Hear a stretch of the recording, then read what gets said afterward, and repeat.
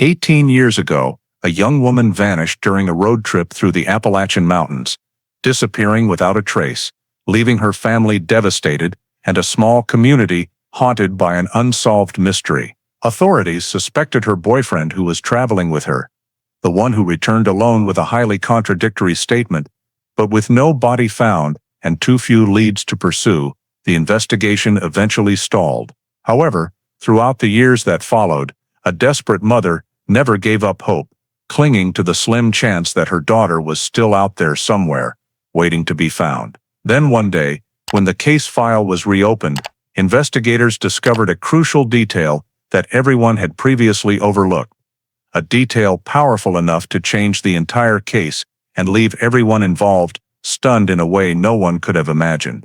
Before we dive into this chilling story, let us know where you're watching from, and if you enjoy this video, don't forget to subscribe. At the end of June 2008, the town of Bowdoin in Tucker County, West Virginia, still lay quietly amid the lush green ridges of Appalachia, where small roads like Dry Fork Road wound along the forest edge before disappearing deep into the Monongahela National Forest. The area was sparsely populated, with only a few service establishments along Highway 33 and an old gas station that was almost the only stop for travelers before they ventured into the tens of miles of mountainous wilderness. In this context of complex terrain and spotty cell coverage, two young travelers, Lena Marwick, 22, and her boyfriend Caleb Dorn, 24, were on a multi-week road trip. They were traveling in an old converted van, equipped for overnight camping, planning to drive through the eastern states and camp at remote locations. According to records from the Bowdoin gas station, in the late afternoon, security footage captured the last known image of the two together, Lena stepping into the convenience store to buy water and a few small items, while Caleb pumped gas outside, the van parked close to the edge of the station lot. There were no signs of tension or anything unusual, quick payment, calm behavior, and both left the station, just minutes later heading toward Dry Fork Road into the forest. This was also the last time Lena appeared on any camera, witness account, or recording device. As the sun set and no routine route update text arrived as expected, the Marwick family began to worry. Lena had a habit of checking in regularly throughout the trip, especially when entering mountainous areas. The first calls went unanswered. By the third and fourth calls, her phone only showed out of service signal. The family tried contacting Caleb, but received no response either. Lena's silence for hours was completely out of character given her usual careful habits. The family rechecked the route she had sent before departing that day, compared it with expected travel times, and realized the period of silence had stretched far beyond what could be explained by a simple signal issue. When the waiting time exceeded what they considered safe, and all attempts to reach her failed, the family immediately called the Tucker County Sheriff's Office to report her missing. When the missing person call was transferred to the Tucker County Sheriff's Office late that evening, the duty officer recorded the information from the Marwick family in a state of both urgency and uncertainty about the level of danger. Since Lena had only been out of contact for a few hours, and the Bowdoin, Dry Fork Road area was known for very poor mobile coverage. Still, because the family emphasized that Lena always proactively reported in when entering remote areas, the sheriff decided to open an official missing person file. The process began by collecting all background information: Lena's physical description, description of the van, planned itinerary she had sent beforehand, communication habits, last known stops, time of last contact with family, and details regarding her companion Caleb Dorn. The family also provided information about Lena's stop at the Bowdoin gas station, based on her card receipt, allowing the sheriff's office to establish the most accurate timeline before the phone lost signal completely. After completing the initial intake, the Tucker County Sheriff held a quick meeting during the shift to assess the urgency level. Under 2008 protocols, an adult out of contact for a short period did not yet qualify as a high-risk missing person unless there was clear evidence of threat or conflict. However, since the area where Lena lost contact was near the Monongahela National Forest, complex terrain, sparse population, prone to accidents or getting lost, the sheriff decided to initiate preliminary verification with her companion. A duty officer called Caleb at the number provided by the family, but the call went unanswered.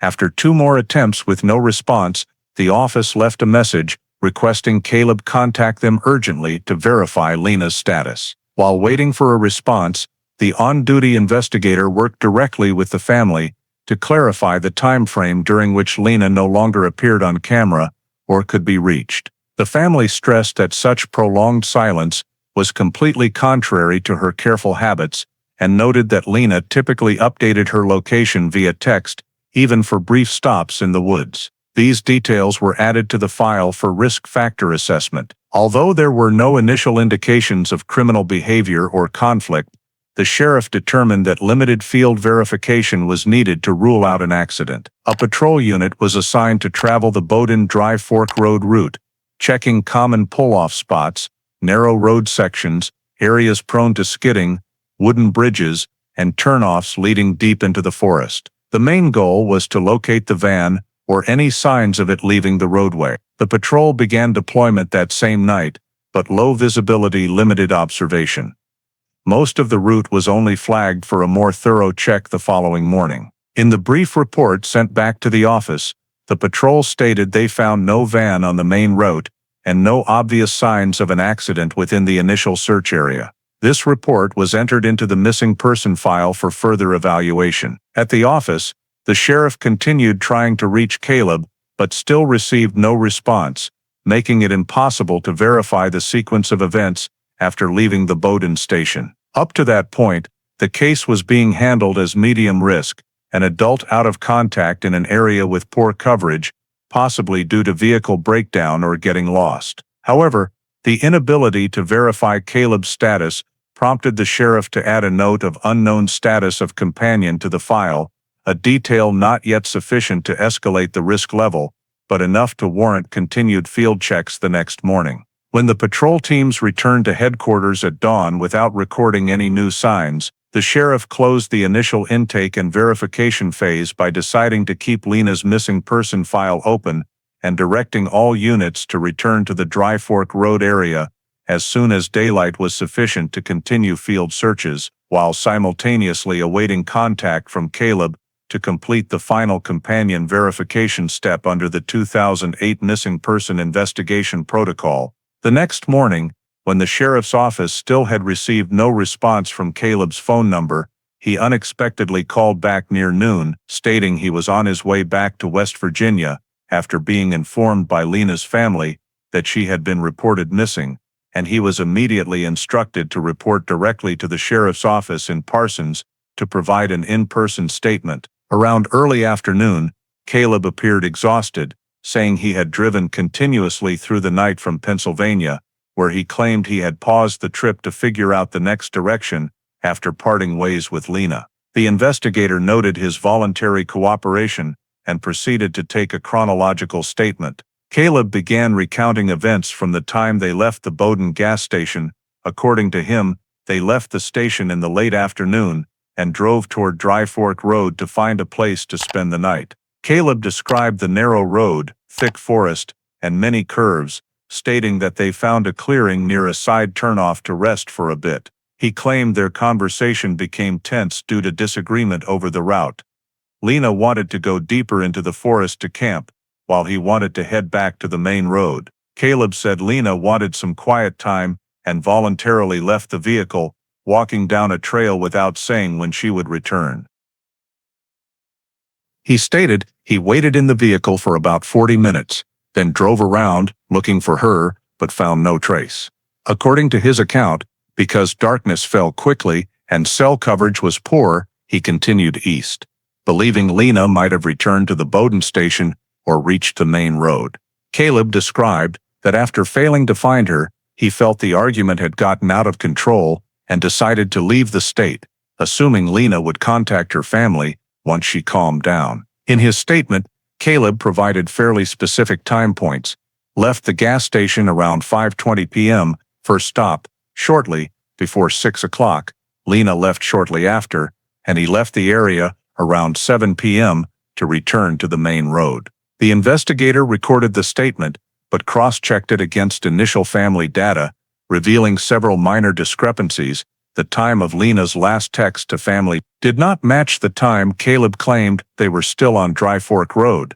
The 40-minute wait in the vehicle timeframe did not align with when the vehicle was last seen on traffic camera. And the detail that Caleb drove out of state just hours after his companion went missing was flagged as unusual in internal notes. When asked why he did not notify Lena's family or authorities that same night, Caleb replied that he believed Lena just needed space, and given their argument, he thought family intervention at that moment would only make things worse. The investigator continued questioning him about the route he took, how he searched, and why he did not return to the area where Lena supposedly left the next morning. Caleb answered that he was too stressed and wanted to leave the mountainous area as quickly as possible. The entire statement was audio recorded and documented according to procedure. During the interview, Caleb could not provide independent witnesses to confirm he left the area by the route he described, but this alone was not sufficient grounds for criminal suspicion. Investigators noted several minor inconsistencies in the statement, but because there were no signs of violence, no clear crime scene, no direct evidence showing Caleb harmed Lena, and under the laws in effect in 2008, the sheriff's office had no authority to detain someone in the case of a voluntary adult departure or possible temporary loss of contact. After completing more than 2 hours of questioning, the sheriff allowed Caleb to leave, but required him to stay in contact, provide additional details if he remembered anything, and not travel too far from the area for 24 hours in case further corroboration was needed. Before leaving, Caleb confirmed he was willing to cooperate if authorities needed to inspect the vehicle or his route. The report was entered into the file, marking the initial completion of information from the only known companion with Lena on the day she disappeared, even though investigators still could not determine the reliability of many details in this statement. Immediately after completing Caleb's interview, the sheriff dispatched the Tucker County Search and Rescue SAR team to conduct field verification in the area Caleb described, starting from the point he claimed as their first stop on Dry Fork Road. The SR team included local rescue personnel, volunteers familiar with Appalachian terrain, and a K-9 unit specialized in human scent tracking. They reached the area in the early afternoon, with relatively dry weather, but visibility limited by thick canopy and sudden drop-offs. Before deployment, the SR commander cross-referenced Caleb's statement with topographic maps to mark locations that might match his description: a small clearing beside the road, a hiking trail-like path, and a shallow ravine drop. However, when SAR members reached the field, they could not find any area that clearly matched Caleb's description of a clearing wide enough to turn around and park temporarily. After marking the estimated search perimeter, the team was divided into a grid pattern, expanding the radius 200 to 500 meters on both sides of the road. Each group moved slowly, ensuring no trace was missed: fresh footprints, dropped items, scraps of fabric, or any ground disturbance suggesting recent passage. The K-9 was deployed first, starting with scent samples from Lena's clothing provided by the family. Initially, the search dog showed a slight reaction near the road edge, but after moving just over a dozen meters into the forest, it lost the trail, repeatedly circling back before stopping reactions altogether. This is a common pattern in areas with swirling winds or broken terrain, but in the field report, the K-9 team noted no fresh scent, meaning no indication that Lena had entered that area near the time of her disappearance. Meanwhile, the ground team found several old boot prints, mostly from hikers or hunters from weeks earlier. None matched the shoe pattern the family described Lena wearing, nor were there male prints matching Caleb's shoe size. The SR team expanded into directions considered natural travel paths if someone chose to walk away from the main road, but still found no items that could belong to Lena. No water bottle, no fabric, no backpack, no drag marks. Some SR members also noted that this section of terrain was quite rugged, with dense underbrush and small drainage ditches crossing it, making Lena's decision to walk alone into the woods late in the afternoon inconsistent with basic backcountry travel experience. After nearly 4 hours of continuous searching, the SR team concluded that the area Caleb described showed no signs of recent human presence within the previous 24 hours. When cross-referencing the map with the timeline Caleb provided, the SR commander noted that the stopping location he described was unlikely to exist in this area due to mismatched terrain, no clearing, no clear trail, and the road too narrow for turning around as claimed. SR reported back to the sheriff's office that the area identified by Caleb showed no indicators that Lena ever left the vehicle there. This conclusion was entered into the investigation file. The location Caleb described did not match the physical site, making his account of the time and place Lena left the vehicle questionable in the initial assessment phase. Immediately after the SR team concluded that the area Caleb described did not match the terrain, the sheriff ordered an expanded search radius of 6 miles from the presumed stopping point based on the initial statement. This expansion aimed to rule out the possibility that Lena left the area in a different direction or accidentally veered off course in fading light and the complex Appalachian forest terrain. The SR team reorganized, adding more terrain-experienced members and a second K-9 unit from neighboring Randolph County. The search plan was divided into concentric zones, starting near Dry Fork Road and extending to side branches into Monongahela National Forest. Each group was assigned different terrain types: main trails, lesser-used side trails, rock outcrops and ravines, shallow streams, and steep southeast-facing forested slopes. The goal was to locate any items possibly belonging to Lena: hair ties, light jacket, water bottle, shoes, or signs of stopping such as fresh footprints, skid marks, or disturbed leaves. Within the first 3 miles, numerous trails were carefully searched, including small paths used locally for hunting or trapping. The survey team found no new items or pedestrian traces matching the time frame of Lena's reported disappearance. Old footprints were mostly eroded by forest rain and could not be dated, but none matched the shoe pattern the family said Lena had with her. The K-9 was redeployed, starting along trails and following wind direction to increase detection chances. However, similar to the first search, the K-9 detected no fresh scent and repeatedly gave vague responses before completely losing the trail when advancing deeper into brush mixed with rock debris. In the report, the K-9 handler clearly stated no relevant human scent signals within the 6-mile radius related to the missing person. As the search expanded to the western ravine area, the SAR team had to use safety ropes to check ledges and erosion-created deep drops. These locations are often considered dangerous for inexperienced hikers prone to slips, but despite thorough checks of many rock crevices, damp ground and natural handholds, the team found no items or impact signs possibly related to Lena. Streams within the search area were also fully surveyed from bank to crossing points. Some teams used probing poles to check mud under stream beds for washed-away objects, but only recovered dead branches and loose rocks. No clothing, cords, fabric bags, or material fragments could be linked to the victim. Additionally, the team extended northeast, where terrain gradually became sparser trees with gentler slopes. This was considered a possible direction if someone wanted to return to the main road or find an exit from the forest. But after nearly 2 hours surveying this area, SAR found no fresh footprints on thin soil or leaf litter. Many spots were flagged for more detailed topographic map review, but all led to the same conclusion: no evidence that Lena had passed through. Meanwhile, another team checked backcountry roads leading deep into the forest that sometimes allowed ATV or pickup truck access. If Lena left the vehicle alone, the likelihood of her walking far enough to reach these roads was very low, but SAR still searched every outlier possibility. The result remained the same: no new items or traces. When the search radius reached and exceeded 6 miles in all feasible directions, the SAR commander called the teams together to compile data. All reports unanimously reached a clear conclusion: no evidence that Lena left Dry Fork Road on foot, no signs of movement, no abandoned items, and no side trails showing human activity within the time frame consistent with her disappearance. This assessment was sent to the sheriff's office, and entered into the investigation file.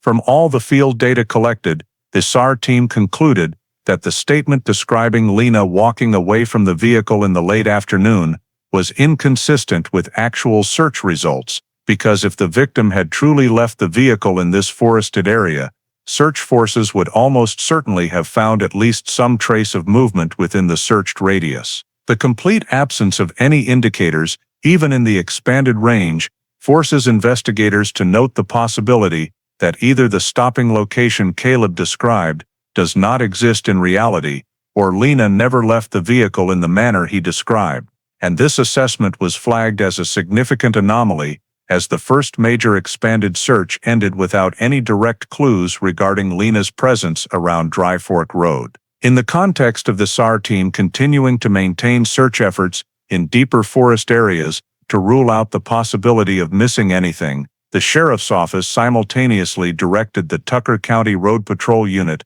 to sweep the entire length of Dry Fork Road, along with its side branches, to identify any vehicle or evidence potentially related to Lena and Caleb's journey. Near the end of the afternoon that same day, a patrol team reported that they had located a van matching the description provided by the family in a narrow pull-off beside the road, situated more than 1 mile south of the initial search area. The van was parked slightly off the road edge, with its front end pointing down a gentle slope. There were no signs of skidding or collision with any object. The parking position was relatively safe given the terrain, but it had no particular features suggesting it would be a chosen rest stop for a pair of tourists. Upon approach, the patrol team noted that the passenger side door was firmly closed, the sliding side door was also locked, but the driver's door had not been fully latched, it was only pulled shut loosely. A preliminary interior check revealed several personal items still in their original positions: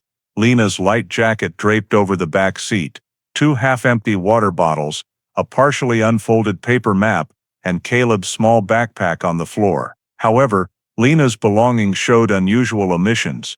Her purse was not present, her phone was nowhere to be found inside the vehicle, and a handheld camera, which the family confirmed she always carried on trips, was not in its usual spot. These important missing items were absent without signs of significant disturbance: no scattered papers, no ransacked belongings. The vehicle floor showed no unfamiliar muddy footprints, no broken glass fragments, and no evidence of smashed windows or pried doors.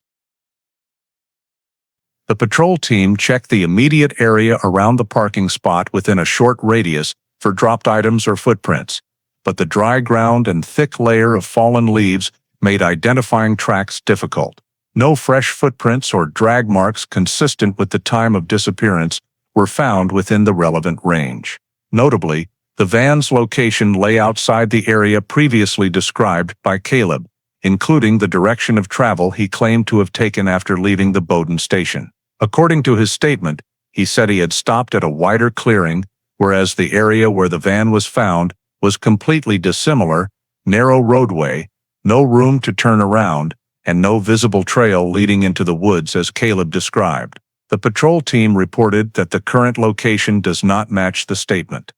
This was flagged as an anomaly requiring further investigation.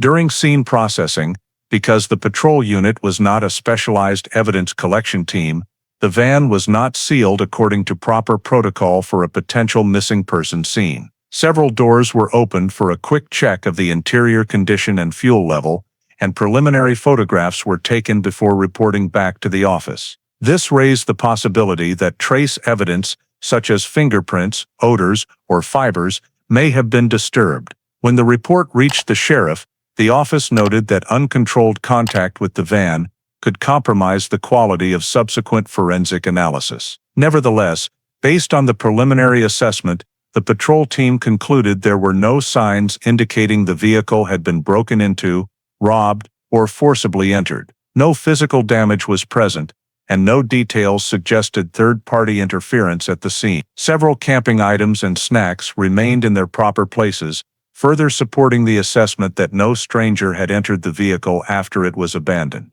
The patrol team also scanned the surrounding area with binoculars and high-powered lights to check for signs of camping, fire-making, or overlooked personal items, but no new discoveries were made. After completing the initial survey, the patrol unit established temporary barriers to restrict other vehicles from accessing the area until the scene investigation team arrived to conduct a more detailed examination. They also sent a report with photographs to the sheriff's office, emphasizing two key points.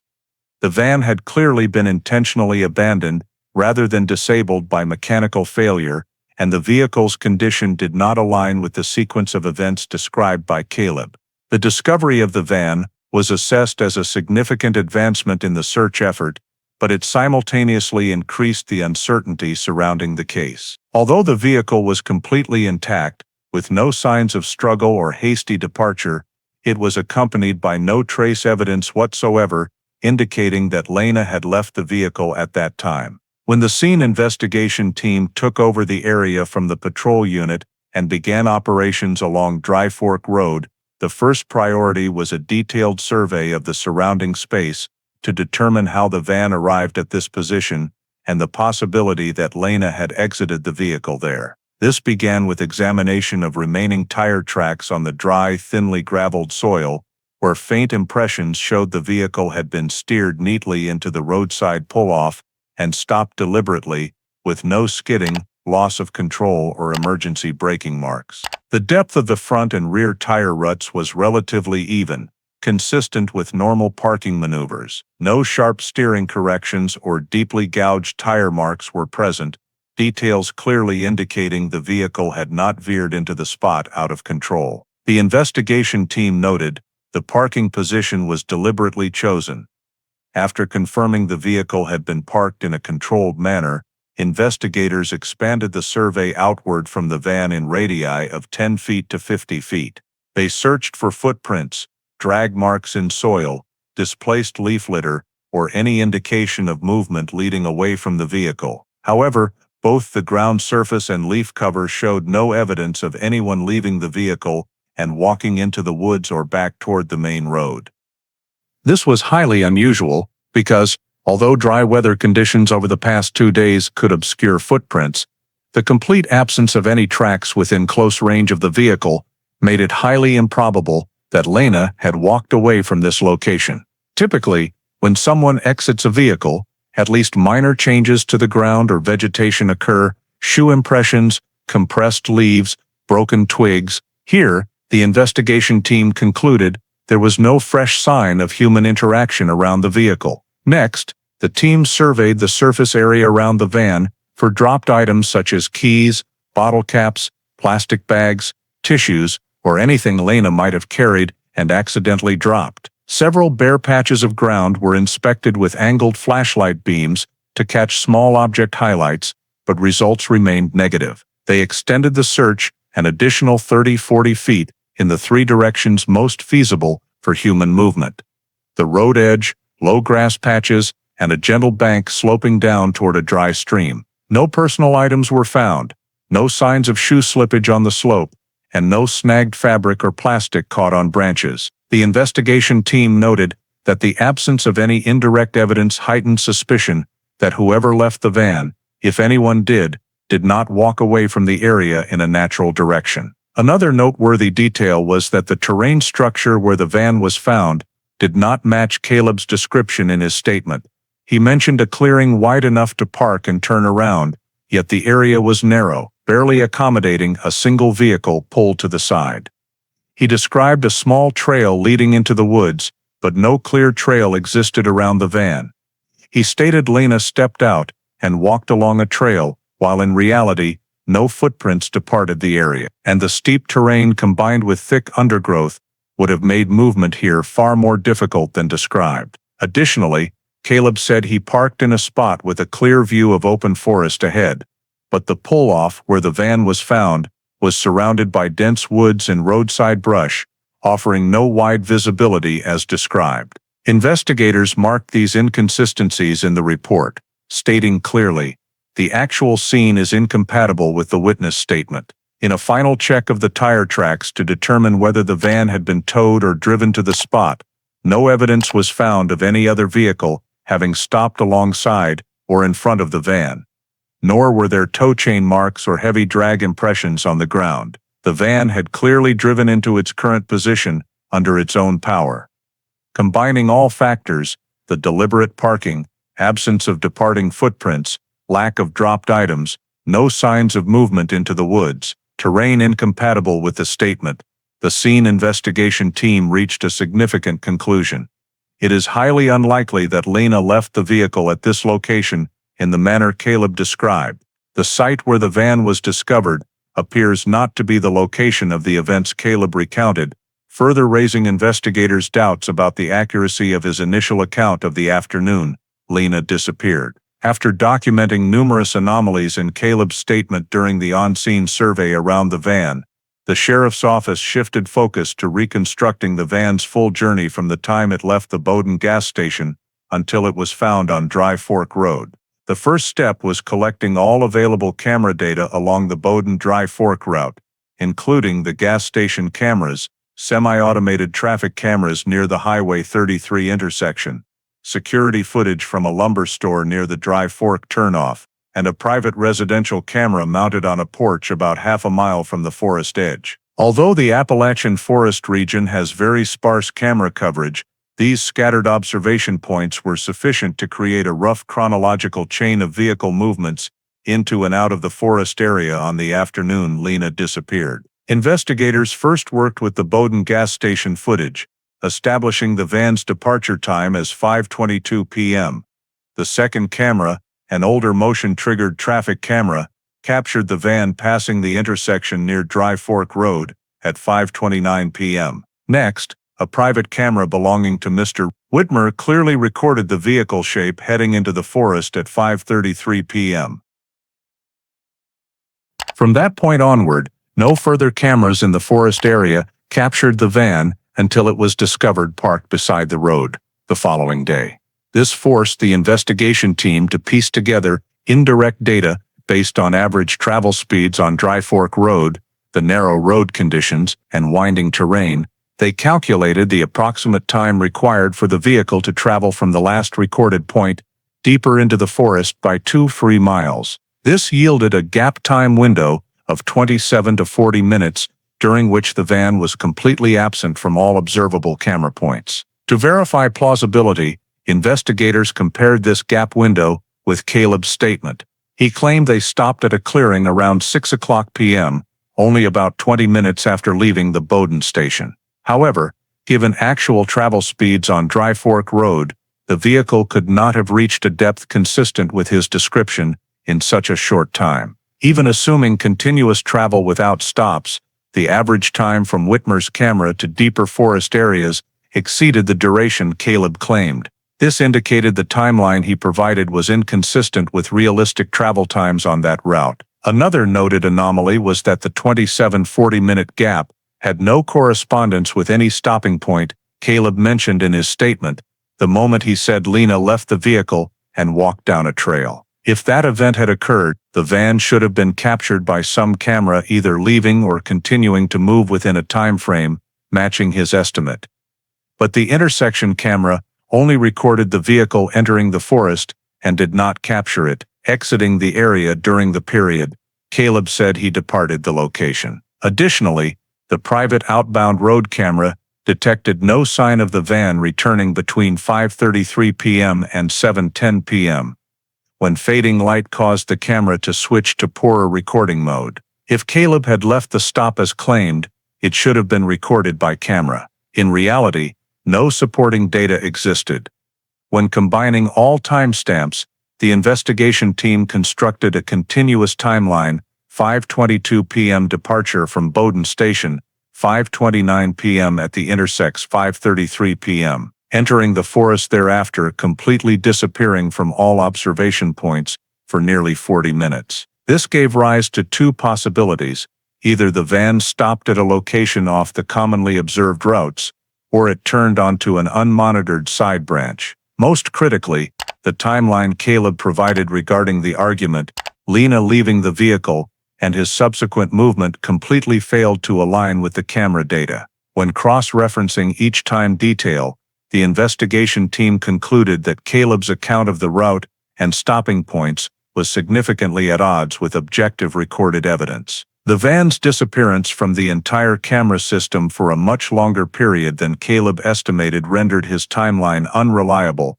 and this was entered into the report as a major contradiction to be further exploited in the ongoing investigation. After finalizing the camera-based timeline and identifying multiple contradictions in Caleb's statement, the sheriff's office turned to collecting witness statements along the Bowden Dry Fork route to determine Lena's last known contacts with the local community. The first witness contacted was the evening shift employee at the Bowden gas station, who directly observed Lena and Caleb during the time captured by camera. According to the statement, the couple showed no signs of conflict while at the station. Lena purchased water and a few items, while Caleb pumped gas and watched the vehicle. The employee recalled Lena smiling and saying goodbye as she left the counter, with no signs of anxiety or distress. This was consistent with the camera footage, but offered no clarification about what happened after they left the station. The next witness provided significant information. A logging truck driver reported that on the evening Lena disappeared, he had seen an older model van with coloring similar to Lena's near the area of the old Thorny Creek mine, several miles southeast of the location Caleb described. He did not see anyone beside the vehicle and could not clearly read the license plate due to the dimming twilight light, but the vehicle looked like it had stopped recently. This statement was considered an important lead because the mine location lay entirely outside the route Caleb claimed to have taken. When cross-checked with timing, the driver said he passed the area around 6:00 p.m., very close to the time Caleb claimed Lena left the vehicle, making the statements even more contradictory. The investigation team immediately marked the mine location on the map as a point requiring further examination, although at this stage, it could not yet be definitively confirmed that the vehicle the driver saw was Lena's van. Subsequently, a resident living about half a mile from Dry Fork Road was interviewed after she called to report hearing a vehicle driving slowly and stopping unusually on the night Lena disappeared. She described the sound as resembling a vehicle idling on a dirt road for several minutes before the engine shut off. Her area saw very little traffic, so the noise caught her attention. She did not go outside to check because it was dark, and she did not see any vehicle headlights through the trees. The time she heard the noise, around 9:00 p.m., did not align with any timeline point provided by Caleb. This information was recorded, but could not yet be directly linked to the disappearance.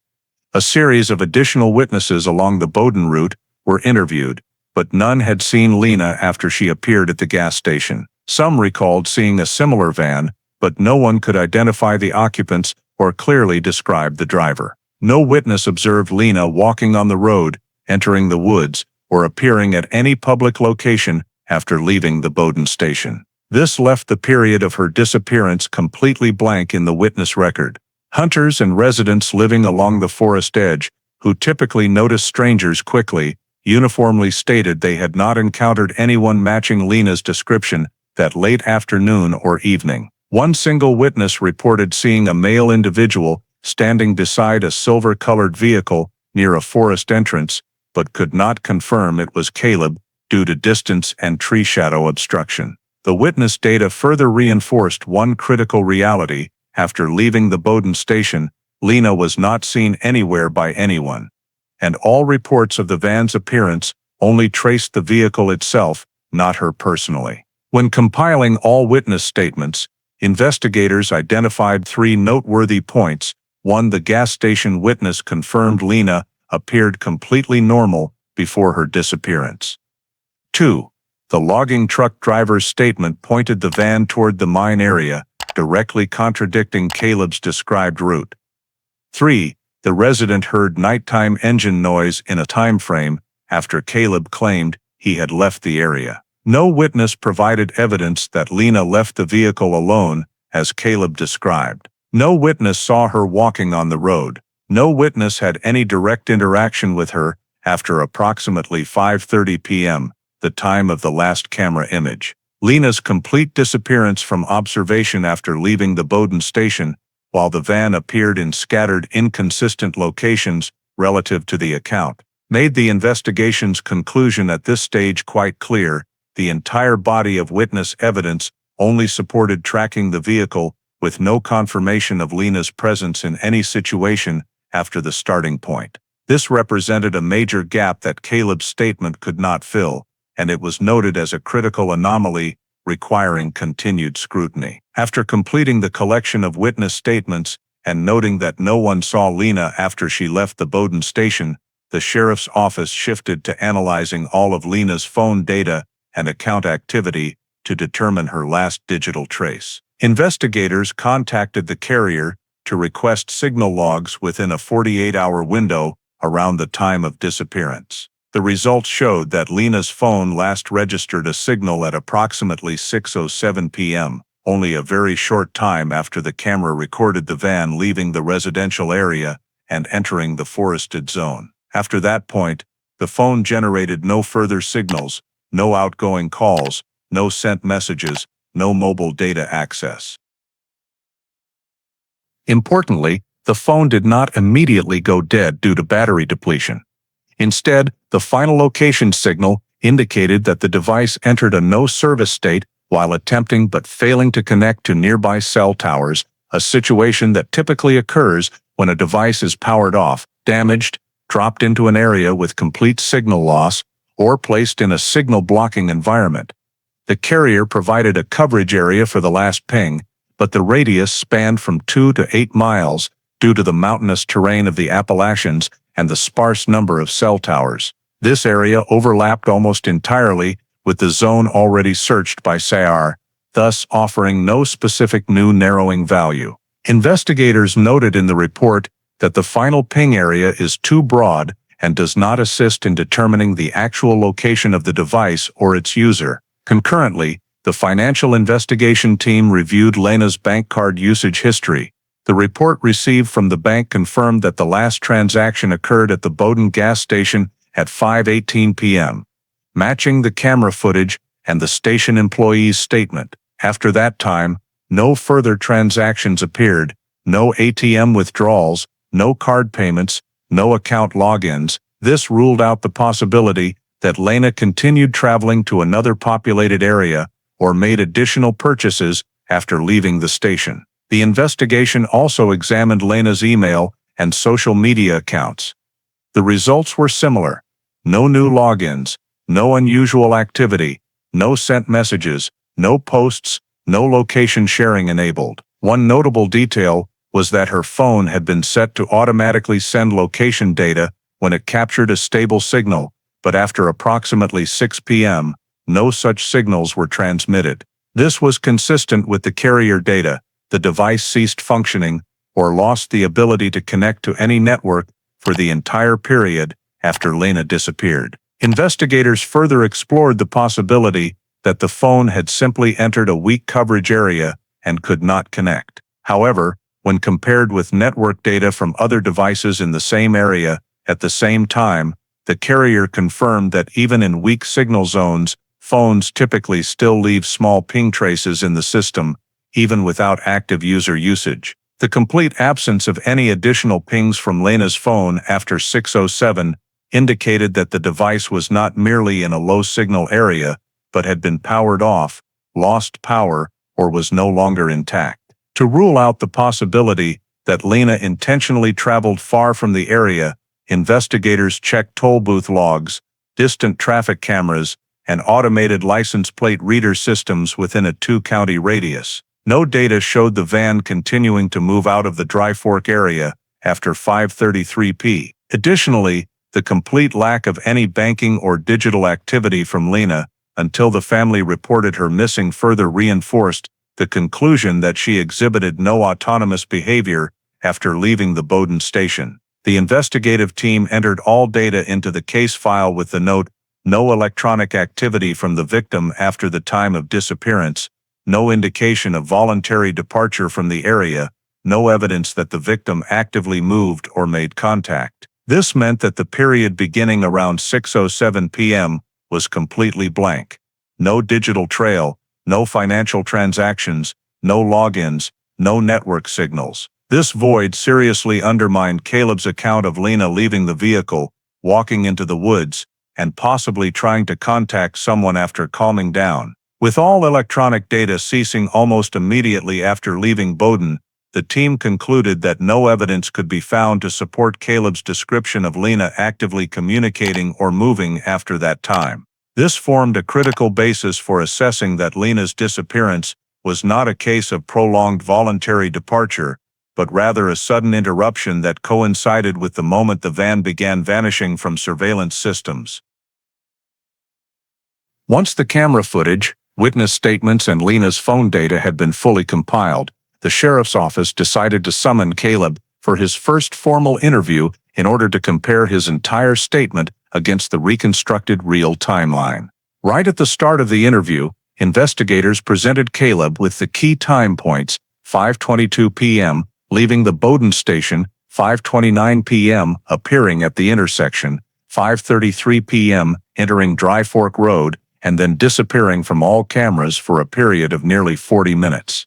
Caleb was asked to explain why his claimed timeline, that they stopped the vehicle near 6 p.m. and Lena left around that time, could not possibly match the actual travel speed on that road segment. Under pressure from the data, Caleb first insisted he had only estimated the time and didn't remember exactly, then adjusted by saying they might have left the station a few minutes later. When investigators pointed out the specific camera timestamps and emphasized that the 5:22 mark could not be later, Caleb changed his explanation again, stating they might have stopped before going deep into the woods to check a map, although this detail had never appeared in his initial statement. This was recorded as an attempt to adjust the timeline to fit the evidence, yet it still failed to account for the 40-minute gap when the van was unaccounted for. When questioned about the logging truck witness seeing the van near the mine area, completely inconsistent with his original account, Caleb appeared flustered and said he might have turned the wrong way for a moment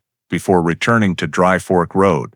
However, when asked why the detail of turning toward the mine had not appeared in his first statement, Caleb explained that he didn't remember clearly because he was too stressed at the time. This continued to be flagged as an adjustment to align with new evidence he now knew the police possessed. When confronted with his claim of waiting 40 minutes in the vehicle for Lena, investigators pointed out that no camera captured the van turning around or moving in the direction he described. Even more notably, a resident witness had heard a vehicle around 9 p.m., a detail entirely outside the time frame Caleb provided.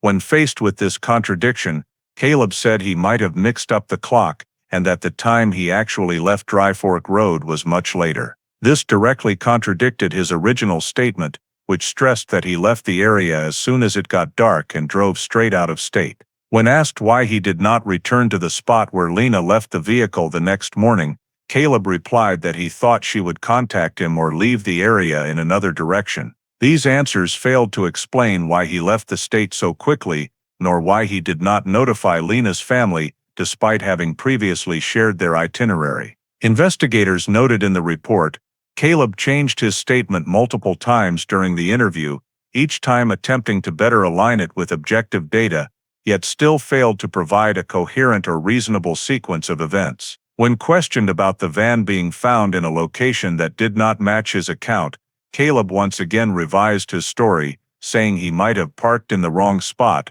or didn't remember exactly where they stopped because it was too dark. Nevertheless, the biggest anomaly remained that Caleb could not explain why there were no footprints leaving the vehicle, no belongings of Lena left behind, and why her phone ceased functioning just minutes after leaving the Bowdoin station. When investigators emphasized the prolonged gap in the timeline, a period Caleb could not explain with any specific activity, he merely answered that he was very confused at the time and didn't remember every minute exactly. These responses were deemed unconvincing, but at that point there were insufficient criminal elements to hold Caleb. As it was 2008, West Virginia law did not allow detention of witnesses or persons of interest without clear indications of a crime, and with no body, no crime scene or direct evidence of violence, Caleb was permitted to leave the office after signing confirmation of his second statement. The interview concluded with the investigators' internal assessment, inconsistent statement, multiple adjustments to fit evidence, timeline does not match objective reality, reliability cannot yet be verified. Although Caleb was not detained, the report was entered into the file with a note that these inconsistencies would require further consideration if new data emerged. After the first interview with Caleb ended without producing any reliable timeline, the sheriff's office decided to request that the SAR team return to the entire Bowden Dry Fork route for a focused, narrowed search, concentrating primarily on the road segment where the camera had recorded the van before it disappeared from all observation points. The goal of this search was to determine whether any of Lena's belongings had fallen or been thrown from the vehicle during travel, or whether there were signs that the van had stopped at any intermediate point between the Bowden station and where the van was ultimately found. The SR team started at the intersection where the camera captured the vehicle at 5:29 p.m. and moved gradually toward the forest, dividing into small groups walking parallel along both sides of the road in a symmetrical parallel pattern to ensure no ground or leaf cover was missed. Given the rugged Appalachian terrain, with steep cut banks on the right and gentler slopes on the left in many sections, the team had to use probing poles and angled flashlights to locate small objects that might be concealed. Nevertheless, after the first survey period, no new information emerged. No scraps of fabric, no hair ties, no shoes, no water bottles dropped, and no footprints distinguishable from those of the search team itself. To increase accuracy, ESR expanded the search area to 150, 200 feet on both sides of the road, equivalent to nearly 2 miles of roadway doubled. Team members had to navigate uneven mounds, dense brush and tangled root systems, yet even in the most inaccessible areas, no items matching Lena's description were found. Several suspicious locations were flagged for closer inspection, but all yielded the same conclusion: no signs of recent human movement in the 24-48 hours around the time Lena disappeared. To avoid missing small evidence, SARE brought in additional local volunteers familiar with the terrain to recheck sections where items might have slid out of a moving vehicle. They carefully examined sharp curves where the vehicle might have jolted, but the results remained unchanged. This led investigators to conclude that if Lena had left the vehicle as Caleb described, or if her bag had fallen during travel, the SARE team would almost certainly have located at least one related item. The absence of any evidence supporting Caleb's statement, combined with the actual timeline showing the van traveling along a route he did not describe, made further information gathering along the Bowden Dry Fork Road increasingly difficult. When the SARE team completed one final expansion along the last 2-mile segment on both sides, using a denser formation and more meticulous visual search, but still found nothing, the SARE commander called a quick roadside meeting to summarize findings. All 3 sub-teams responsible for different road segments reached the same conclusion: no belongings of Lena existed on the ground or in the brush. No drag marks, no soil slides, no indicators of recent pedestrian presence, and no evidence that the van had stopped anywhere other than where it was ultimately recovered. The K-9 unit was deployed once more, this time focusing on areas branching off from the main road, but both dogs showed no reaction indicating recent presence of anyone carrying a scent compatible with Lena. This further reinforced the preliminary conclusion that the victim had not walked along the road corridor, deeper into the woods, or toward an exit to a main highway. After thoroughly researching the entire route using proper manual search protocols, SARE formally reported to the sheriff's office that the expanded search along the Bowden Dry Fork route yielded no new leads, and no evidence that Lena had ever exited the vehicle at any intermediate point along this corridor. With no new discoveries and no viable next search direction, field search operations were officially paused, and SARE concluded that all available indicators suggested the victim did not leave the vehicle on foot in any manner observable from the roadway. This report was entered into the case file as a significant finding.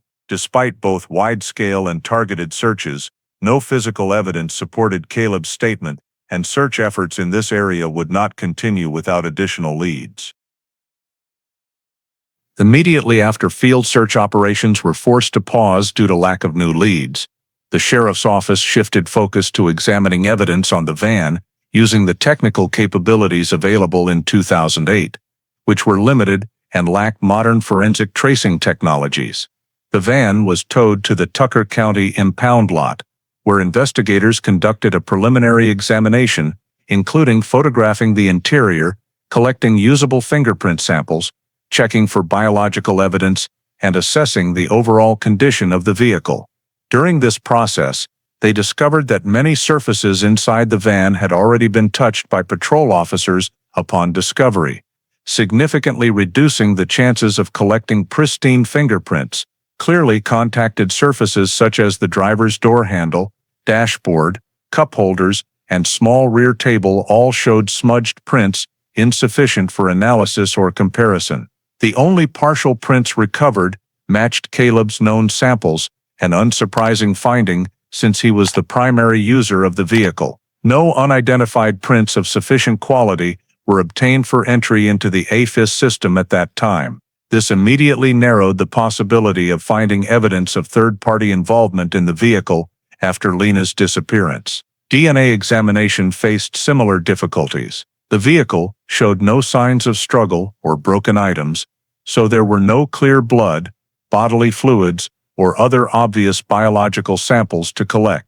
Investigators recovered only a few hairs and small fabric fibers from the rear seat. Preliminary analysis indicated the hairs were brown and could be consistent with either Lena or Caleb, but since they lacked roots and 2008 equipment could not extract DNA from rootless hair shafts, this evidence held no identification value. Examination of the rear seat revealed no signs of disturbance, no drag marks, no scuffing, or indications that someone had been forced to sit or brace themselves. The entire cabin was relatively tidy, except for a small gray fabric scrap found wedged under the floor mat near the side door. Investigators collected this fragment, believing it might have come from clothing or a backpack belonging to one of the two occupants, or possibly from a camping item. However, when compared to Lena's belongings provided by the family, neither the color nor the material matched. The scrap also did not correspond to any known item in the van,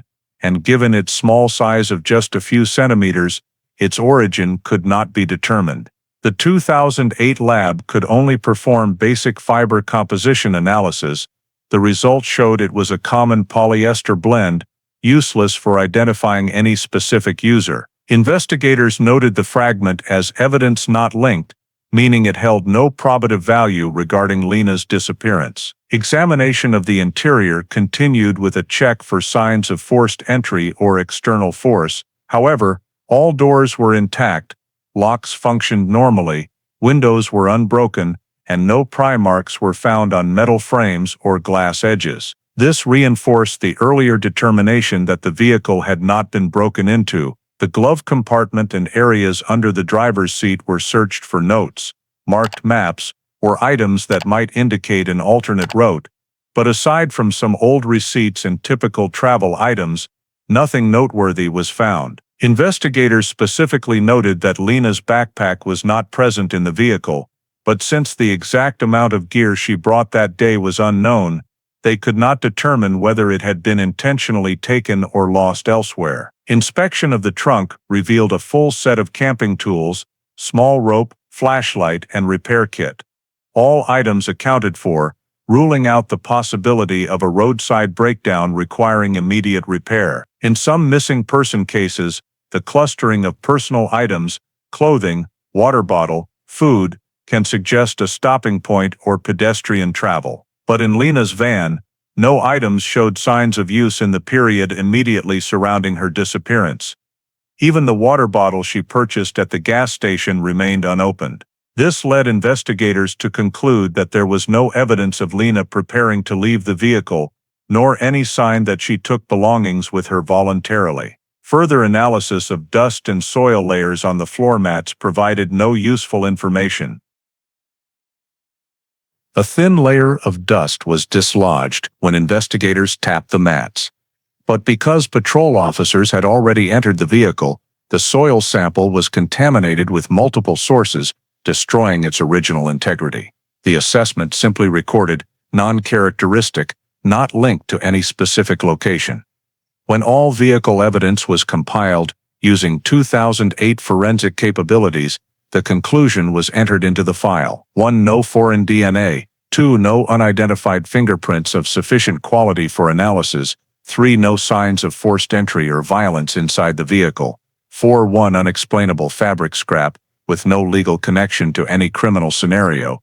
And 5. No items indicating Lena prepared to leave the vehicle on foot. All of this rendered the van a static piece of evidence, providing no new investigative direction and merely reinforcing the existing contradictions in Caleb's statement. Due to the lack of direct evidence, lack of witnesses seeing the victim after leaving the gas station, and lack of deeper traceable physical evidence, the investigative team was forced to conclude that this basic evidence examination did not advance the case or open any new avenues. The van, despite being the last object connected to where Lena was seen, contained no information that explained what had happened to her. When the evidence check concluded without yielding any new leads, the sheriff's office had to face the reality that the entire initial investigation process had reached the limit permitted by the 2008 data. Investigators held a summary meeting, reviewing all information gathered over the 2 weeks since the family reported her missing. Lena had vanished without a trace. No body, no crime scene of violence, no signs of struggle or tussle inside the vehicle, no personal items left behind along the route, no witnesses who saw her after leaving the Bowden station, and no electronic data recording any activity by her after 6:07 p.m. that day. Meanwhile, the inconsistencies in Caleb's statements were not strong enough to prove criminal conduct, nor was there any objective evidence indicating he had harmed Lena. Although the timeline he provided was unreliable, it was not uncommon in the Appalachian Forest region for an adult to leave on their own under stress or go completely out of contact for several days.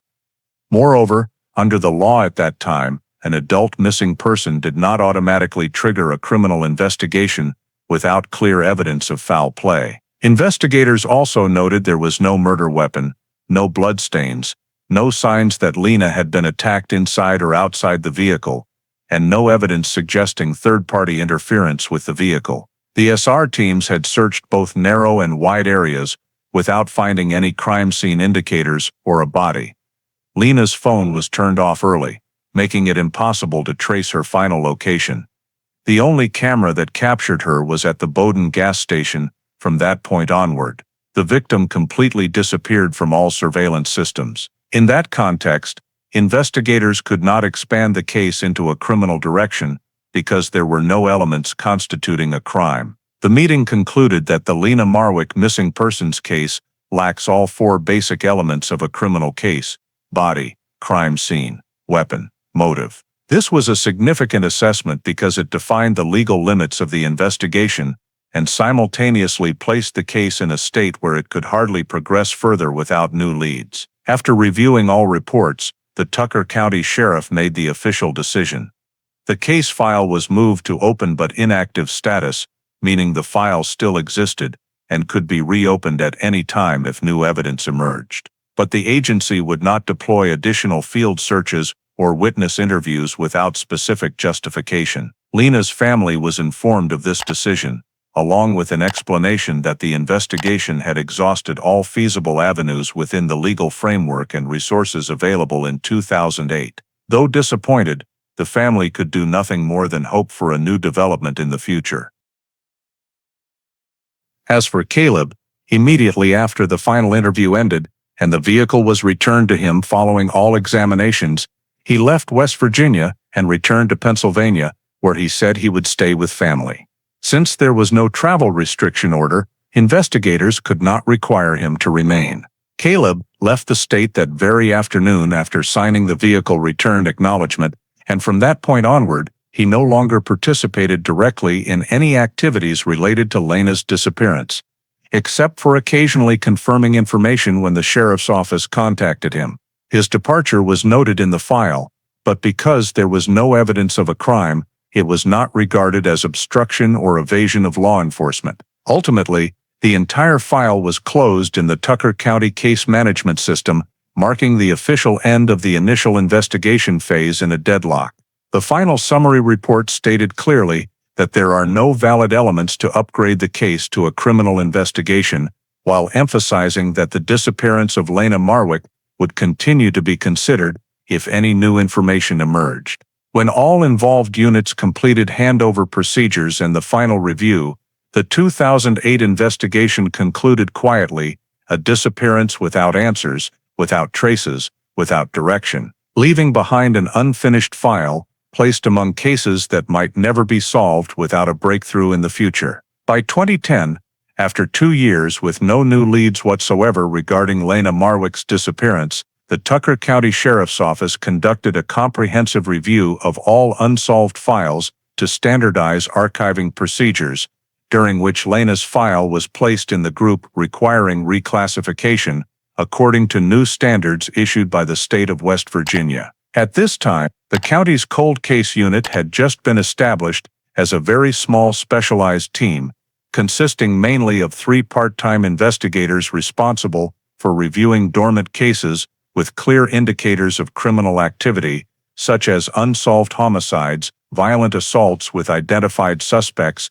but insufficient evidence, or missing persons cases with strong suspicious elements. However, Lena Marwick's file did not meet any of those criteria: no body, no signs of violence, no crime scene, no specific suspect, and no sufficiently strong chain of evidence indicating intentional harm. This was precisely why Lena's file was classified as cold case no evidence, a category for missing persons cases that lacked grounds to expand into a criminal investigation, but also did not qualify as voluntary departure. The process of transferring the file to cold case storage began with a re-evaluation of all materials collected in 2008. The archiving investigator reopened each section: SAR reports, van analysis reports, Caleb statements, scene notes, camera reports, banking data, phone data, and the original investigation summary. During this process, a series of procedural errors were clearly documented in the evaluation minutes, reflecting the limitations of the initial phase. Lena's van was not sealed according to standard protocol. Insufficient soil and footwear samples were collected around the vehicle.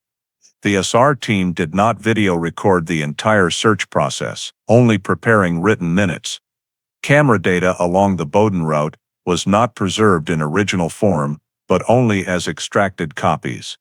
Caleb's statements, though inconsistent, were not deeply cross-verified through independent field investigation. The mining area where the log truck driver saw the vehicle was not immediately inspected upon receiving the statement. No behavioral analyst was involved in evaluating Caleb's statements, and most importantly, the initial assessment was conducted under the missing adult standard rather than an elevated risk standard, preventing the case from being elevated to state level for additional resources. These errors were recorded, but in 2010 they did not create a legal basis to reopen the investigation, as procedural shortcomings alone did not constitute new leads. The cold case unit investigators also noted that virtually all physical evidence collected from the vehicle had lost analytical value under the forensic science conditions of that time. The DNA samples were too poor. Fingerprints were incomplete. Unidentified fabric pieces had no known origin and no matches in state or federal criminal databases. Additionally, forensic science advancements in 2010 were not yet sufficient to perform breakthrough reanalysis of old samples. From a resource perspective, the cold case unit only prioritized cases with clearly established criminal conduct or potential suspects. In Lena's case, Caleb had left West Virginia, had no prior criminal record, no evidence of law-breaking, and while his statements raised questions about travel timing, they were not incriminating. Therefore, the file was not placed on the priority reinvestigation list. The 2010 evaluation also concluded that the file had no new starting point for development in any direction. All investigative avenues had already been pursued in 2008: vehicle scene, route, cameras, witnesses, phone data, financial data, field searches, interviews with the last person to see the victim. There was no basis for additional search warrants for any area, nor was there new technology capable of reanalyzing evidence samples with high expected value. One reason the file was not reopened was lack of manpower. The cold case unit at that time could only handle 1-2 cases per year, mostly strong evidence homicides requiring re-evaluation. Lena's case, a disappearance without a crime scene, was placed in the group of cannot progress without breakthrough evidence from external sources. Thus, in the final meeting minutes, the cold case unit commander affirmed, "No basis to reopen the investigation. The file will be stored in archive awaiting new signals." The file was subsequently entered into Tucker County's long-term storage system, assigned a new cold case code per 2010 standards, and moved to the evidence storage room along with related documents. This phase marked the point at which Lena Marwick's disappearance officially entered a static state. No regular review, no proactive investigative activity, and only the possibility of reactivation if new external evidence emerged, such as a new witness, an unusual statement, or the discovery of an object related to the victim. From then on, for over a decade, Lena Marwick's file remained dormant in storage, becoming one of Tucker County's longest-standing unsolved missing persons cases with no progress. From 2011 to 2017, Lena Marwick's missing persons file underwent 3 periodic reviews under West Virginia's new review process, each conducted by a different team of investigators, but all reached the same conclusion: no new elements strong enough to warrant reopening the investigation. The first review in 2011 was carried out under a directive for a comprehensive review of all cases dormant for over 24 months, as the cold case unit reassessed more than 24 missing persons and unsolved homicide cases in the region. The lead investigator for Lena's file began by re-examining all preserved original evidence, including sealed bags containing the strange piece of fabric found in the van, floor mat dust samples, items from the glove compartment, as well as copies of phone data and 2008 camera extraction reports. However, all items were assessed as having low forensic value. DNA did not meet the threshold for analysis.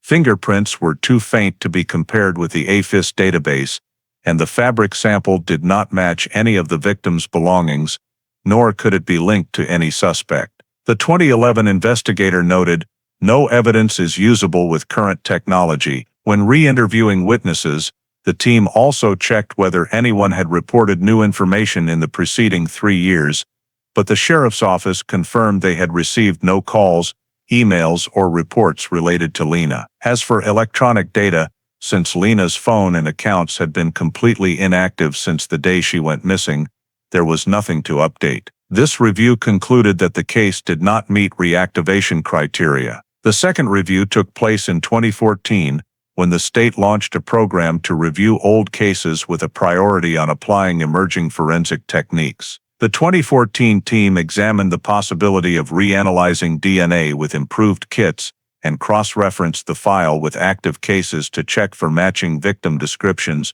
or similar disappearance circumstances. However, 2014 DNA technology was still not sensitive enough to analyze the heavily degraded samples taken from the van.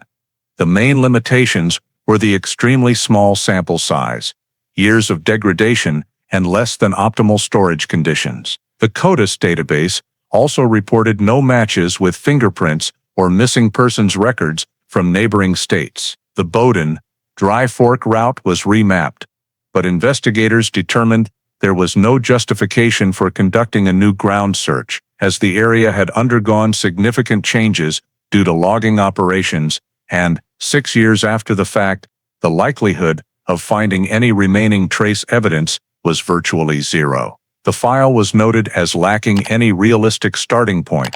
The third review in 2017 occurred when a new investigator joined the cold case unit and proactively selected several difficult cases for evaluation, including Lena's disappearance. This time, beyond re-examining physical evidence, the investigator focused on reanalyzing Caleb's entire behavior and timeline using updated statement evaluation standards recently adopted by the investigative field. The investigator reviewed inconsistencies previously noted in Caleb's 2008 statements, including the blank time period between the last camera sighting and when he claimed to have stopped the vehicle, as well as inaccurate descriptions of the terrain in the search area.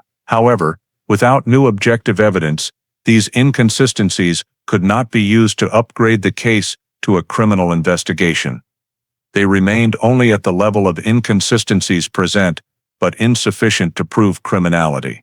The 2017 investigator also considered the possibility that the victim had left voluntarily and then met with an undetermined accident, but found no supporting basis. If Lena had left willingly, she would have taken her phone, personal items, or made banking transactions.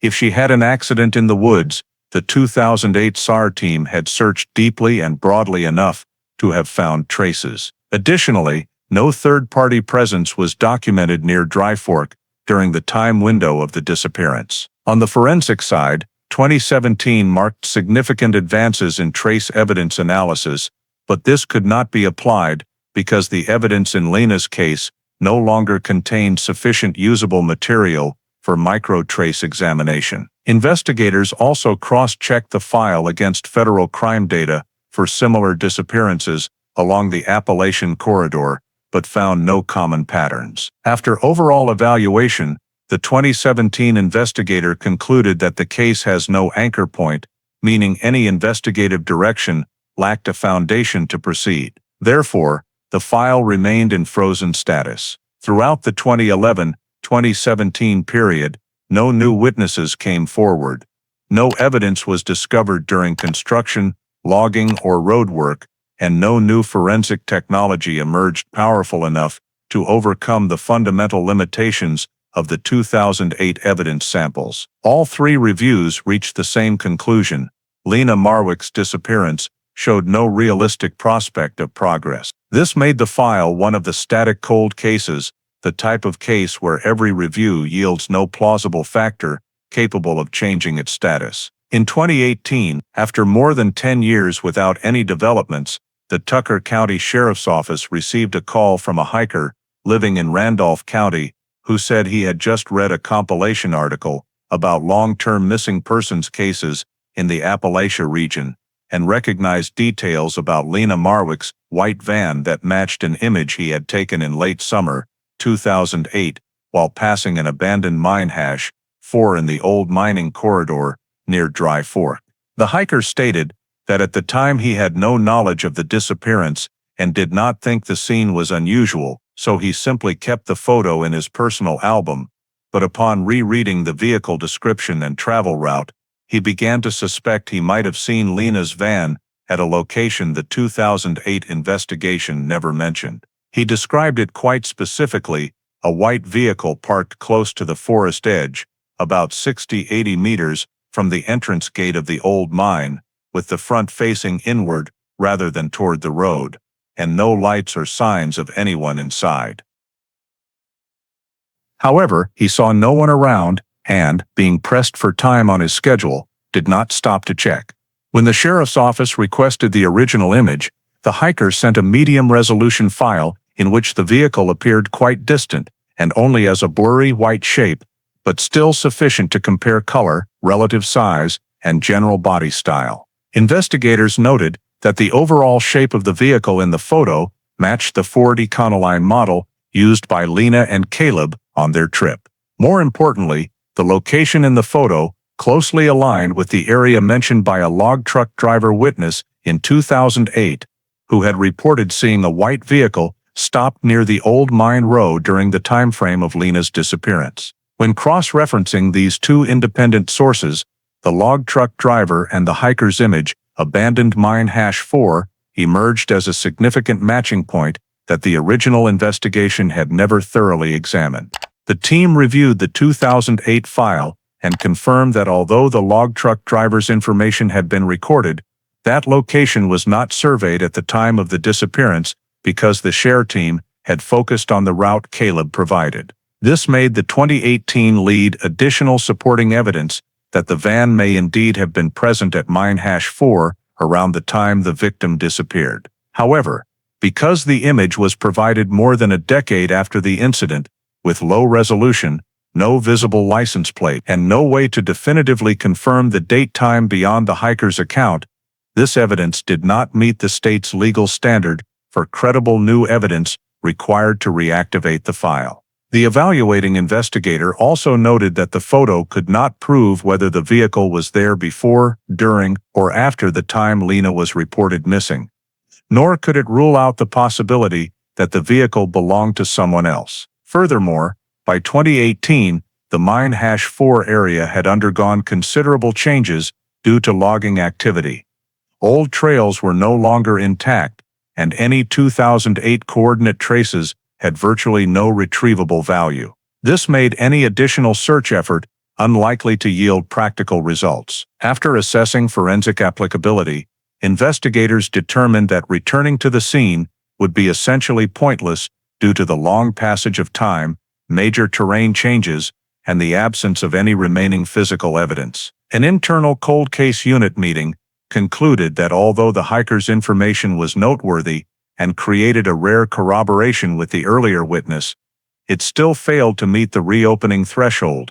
It was not directly tied to the victim, could not confirm timing, provided no leads about Lena or a suspect, and did not open a viable investigative direction. Therefore, the file was supplemented with the notation late potential sighting, insufficient evidential value, and no field investigation action was initiated. The 2018 lead, while intriguing and causing some investigators to wonder whether the 2008 investigation had overlooked a key location, ultimately proved insufficient to break the long-standing static status of Lena Marwick's case. In 2021, when West Virginia launched the pilot AI Enhancement Initiative to reanalyze old image materials in long-dormant cases, one of the data packages sent to the analysis lab was the body cam footage recorded by the Tucker County Sheriff during the September 2008 interview with Caleb Dorn.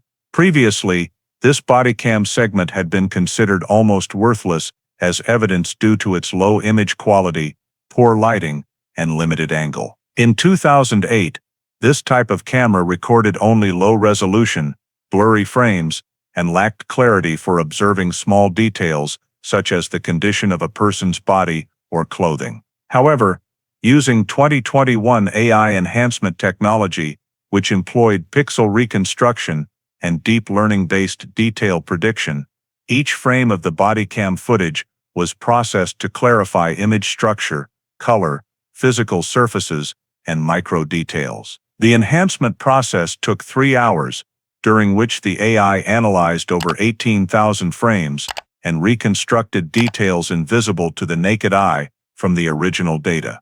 When the report was generated, 2 prominent details immediately captured the attention of the cold case unit team. The first was the condition of the scratch on the left side of Caleb's wrist. In the 2008 original, it appeared only as a vague dark area, insufficient for classification. After enhancement, the AI reconstructed the outline structure and identified it as a horizontal scratch with sharp but shallow edges, approximately 2.4 centimeters long. Notably, the scratch shape was consistent with contact from a hard tree branch or rough material, typically occurring during quick contact in dense mountainous forest environments.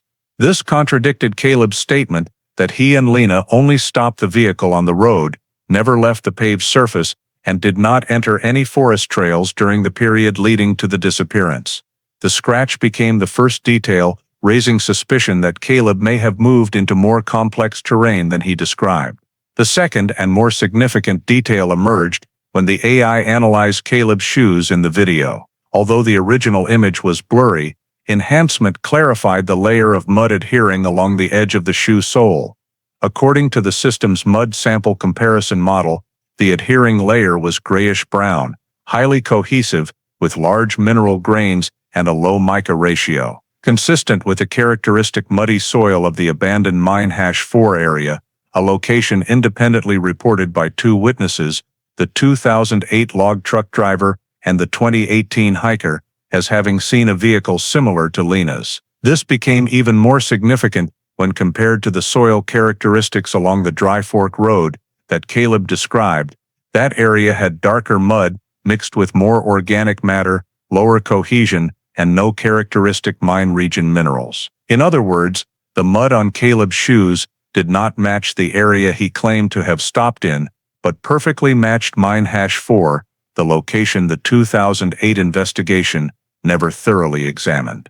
When these two details, the scratch and the mud, appeared simultaneously in a single analysis using new technical standards, the cold case unit regarded them as the first objective evidence to break the 13-year static status of Lena Marwick's case. These details not only contradicted Caleb's prior statements, but also created an analytical link with the 2018 hiker witness while reviving the value of the overlooked 2008 log truck driver information. In the initial evaluation report, the investigator explicitly stated, AI analysis indicates a high likelihood that the last person to see the victim was present in the Mine Hash 4 area during a time frame close to the disappearance. This was the first assessment to push Lena's file beyond the threshold of previous reviews, when technology had not been strong enough to make a difference. Now, with comparable physical evidence, the cold case unit classified the AI analysis as a new actionable lead. A new lead capable of changing the case status. The scratch indicated physical contact with mountainous forest terrain.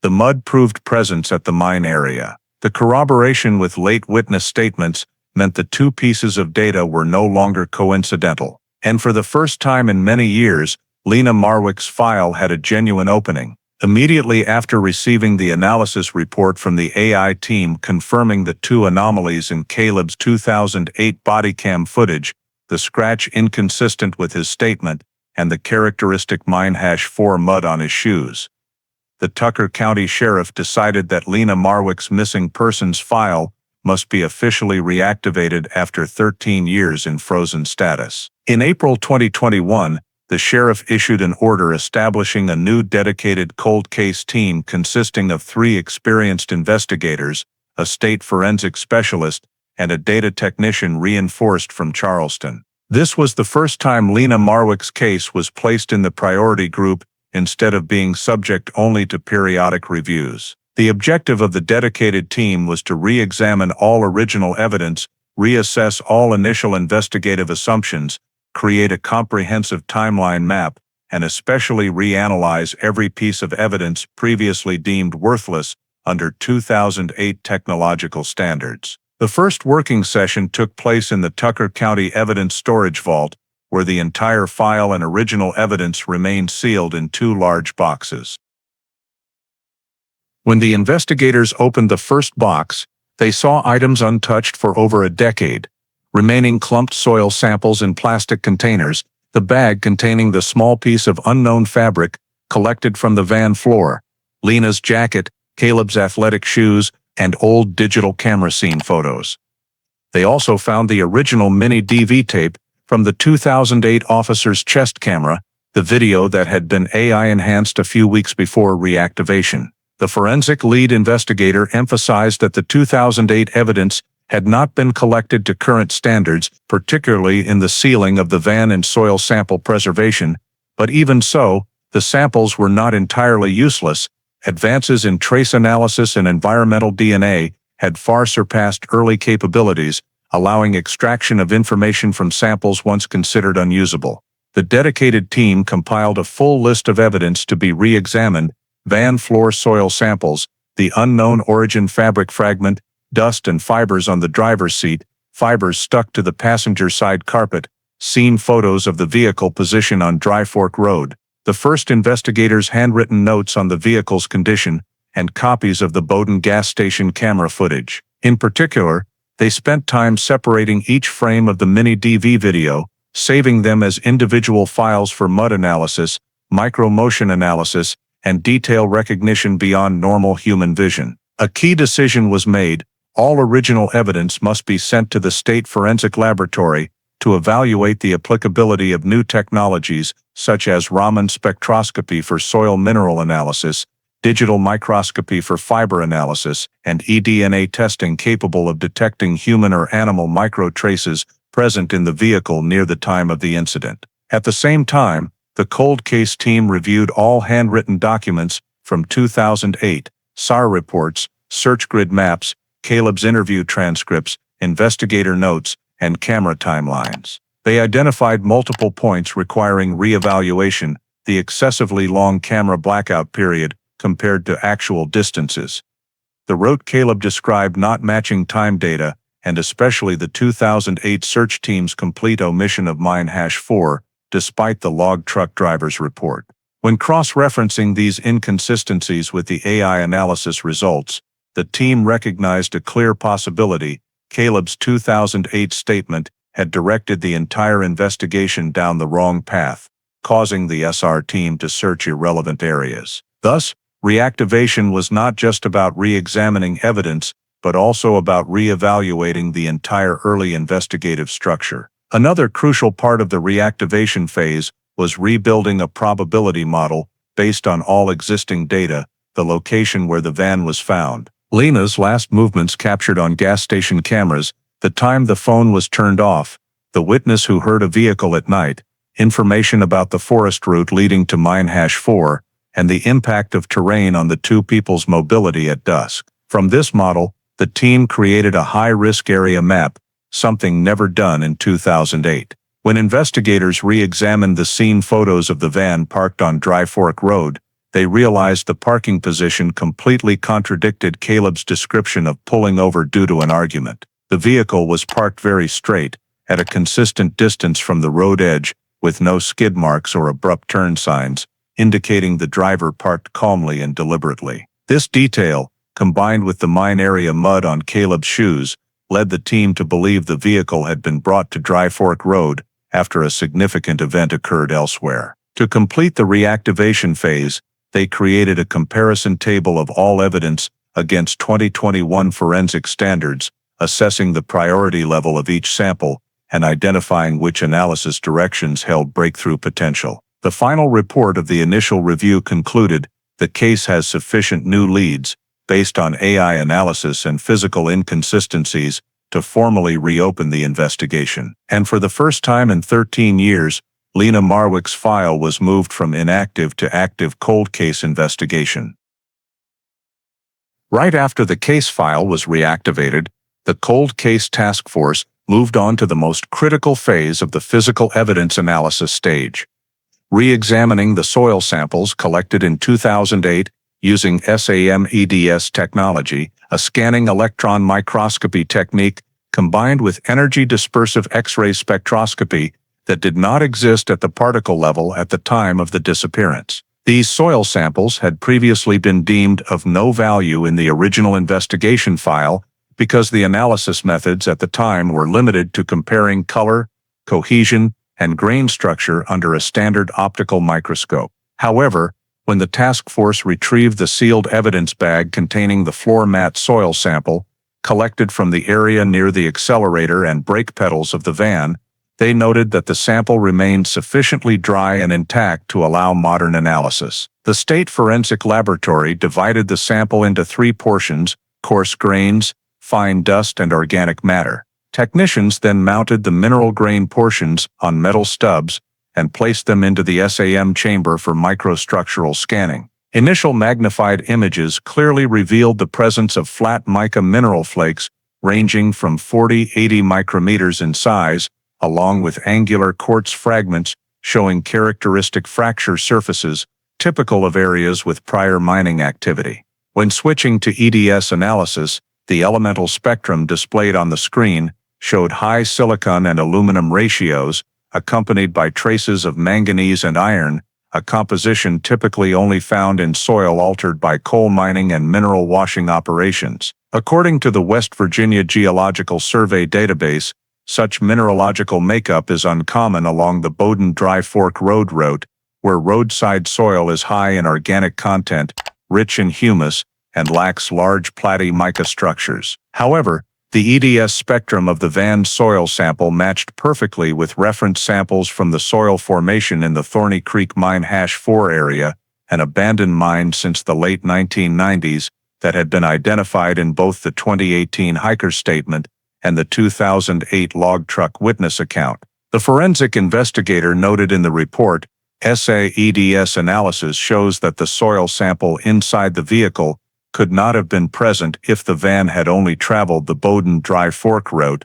This sample is characteristic of mineral-contaminated sludge from the mine area. Even more significantly, the sludge layer in the soil sample contained oxidized metal microspherules, identified as byproducts of industrial grinding and abrasion, dust commonly found near the old workshop rows of Thorny Creek Mine Hash 4. When compared to control samples from that area, the EDS spectrum confirmed a 94% elemental similarity, a very high match level in forensic geomineralogical analysis. The presence of platymica, angular quartz and metal microspherules in the soil sample indicates that the contact surfaces, specifically the tires and vehicle floor, had passed through ground altered by mining activity and then mixed with mineral dust layers. To rule out the possibility of secondary transfer from another person or vehicle, the task force compared the vehicle floor soil sample with the mud adhering to the soles of Caleb's shoes preserved in the 2008 file.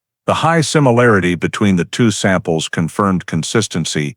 Both contained mineral content matching the stratigraphic profile of Mine Hash 4. This directly contradicted Caleb's statement, in which he claimed that after leaving the Bowden gas station, they only stopped on the main road and did not enter any soft soil areas or trails. The Cold Case Task Force assessed this as the most valuable piece of evidence. Since the disappearance was reported, it not only proved the van had entered the mine area, but also showed that the driver or someone present in the vehicle had stepped on ground characteristic of that location. When the task force correlated the SEM-EDS results with AI-enhanced bodycam data, they realized that two independent datasets, one from video and one from physical evidence, both led to the same conclusion.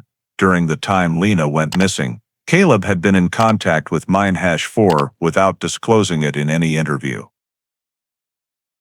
The investigation team stated clearly in the internal report, the probability that the van entered the mine is extremely high. The physical evidence cannot be explained otherwise. This was the first time since 2008 that strong forensic evidence indicated a concealed route, and the first time the task force had scientific grounds to conclude that the Bowden Dry Fork route was not the actual path related to the moment Lena disappeared. The significance of these findings far surpassed previous hypotheses based solely on witness statements and behavioral analysis. SEM-EDS provided indisputable physical evidence of the van's presence at the mine, an event never investigated before. Therefore, the report was stamped critical lead and became the central piece of the new investigative direction. The vehicle had been at Thorny Creek Mine Hash 4, and the only remaining question was, what happened there? After completing the SEM-EDS analysis and confirming the van had entered Thorny Creek Mine Hash 4, the Cold Case Task Force turned to evaluating a previously overlooked piece of evidence. Lena's mini-DV camcorder seized from the vehicle in 2008, which had been recorded as corrupted file, cannot be opened. Back then, investigators had only attempted to play the video using a standard reader, resulting in a corrupted data stream error, and the entire content was disregarded. But in 2021, with assistance from the Charleston Image Analysis Lab and video restoration tools using deep learning frame reconstruction algorithms, the technical team decided to attempt recovery of the remaining data on the mini-DV tape. Initially, technicians removed the tape from the cassette shell, cleaned surface magnetic contaminants with isopropyl solution, then used a low-speed magnetic scanning system to extract intact data segments. The process took nearly 6 hours.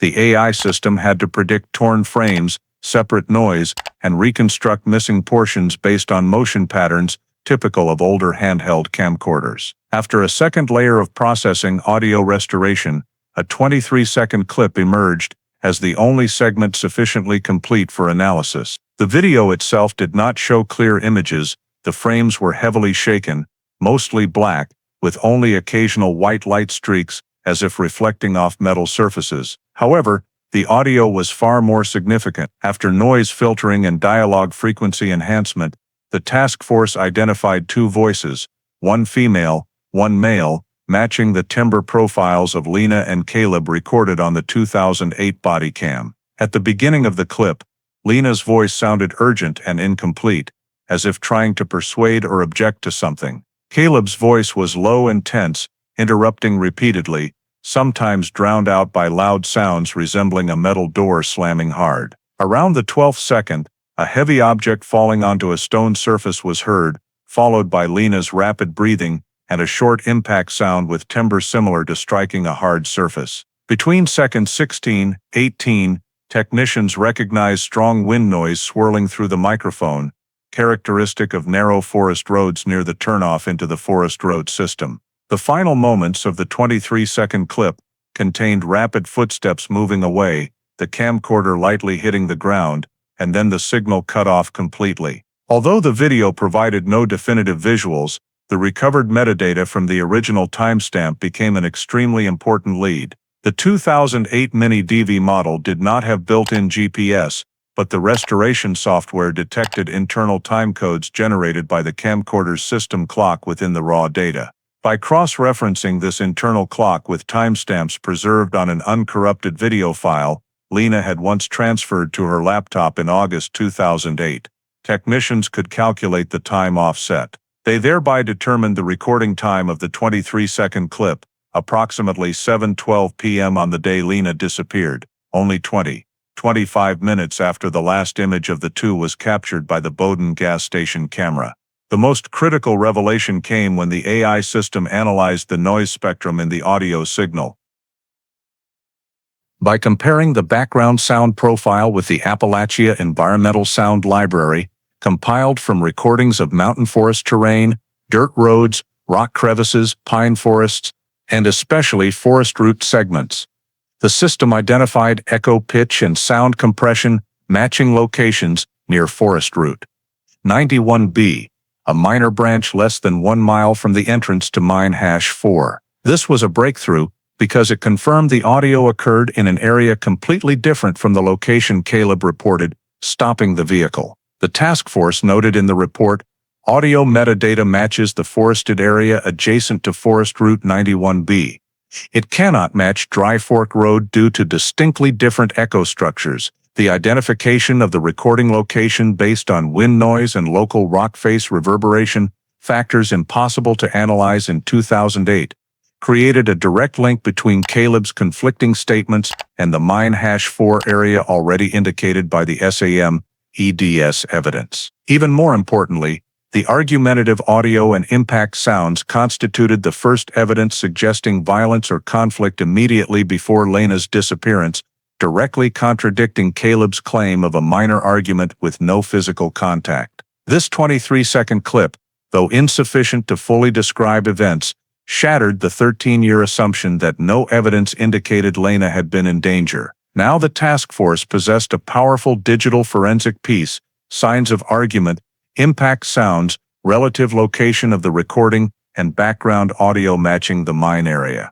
This was the final complete link, forcing a complete rewrite of the original hypothesis, an inescapable lead, marking a major advance in determining what truly happened on the evening Lena Marwick disappeared. Immediately after the 23-second mini-DV clip was recovered, and metadata confirmed the audio location matched the Forest Route 91B area, the Cold Case Task Force took a pivotal step, reconstructing the entire van movement timeline, using the Reconstruction Timeline 2.0 model. Integrating all data according to multi-layer analysis standards, surveillance cameras, cell tower data, SEM/EDS soil results, audio metadata, and 2008 terrain maps. First, they reassembled the camera data. 6:07 p.m., Lena and Caleb left the Bowdoin gas station.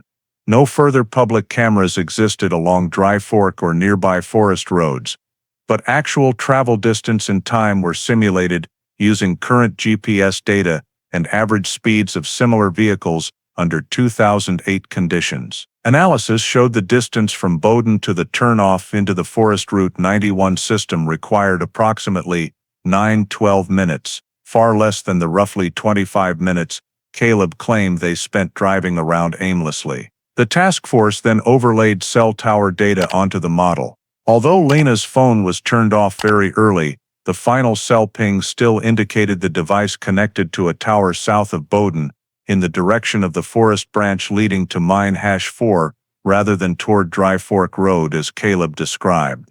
The last ping occurred between 6:11, 6:13 p.m., and the coverage area of that tower completely ruled out the possibility that the vehicle had traveled far toward Dry Fork at that time. Combining the ping with camera direction and travel time, the timeline model determined that the van could not have followed the route Caleb described, as the time frame he claimed for driving down Dry Fork, then stopping to argue, was incompatible with the phone signal data. Next, the task force integrated the SEM-ED's results, confirming the soil in the vehicle and on Caleb's shoes belonged to the Thorny Creek Mine #4 area, into the digitized 2008 geological map. Results showed only two feasible routes for a vehicle to come into contact with soil bearing Mine #4's mineral characteristics: the main access via Forest Route 91B, or a secondary loop through the eastern branch of the old mine road system. However,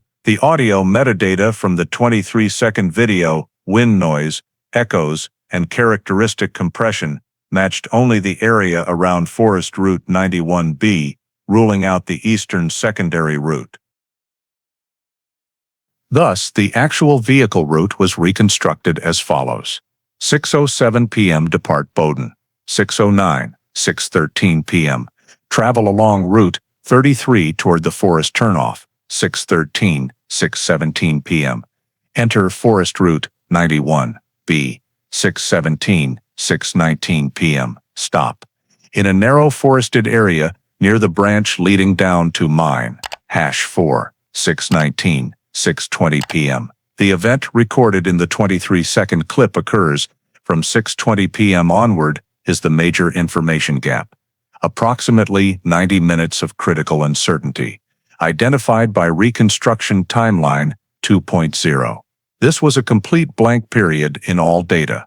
No cameras, no pings, no witnesses, no recorded movement. But it was the only time window of the day for which forensic evidence proved the presence of the vehicle and people in the mine area. Cross-analysis of data intersections indicated that 6:27:50 p.m.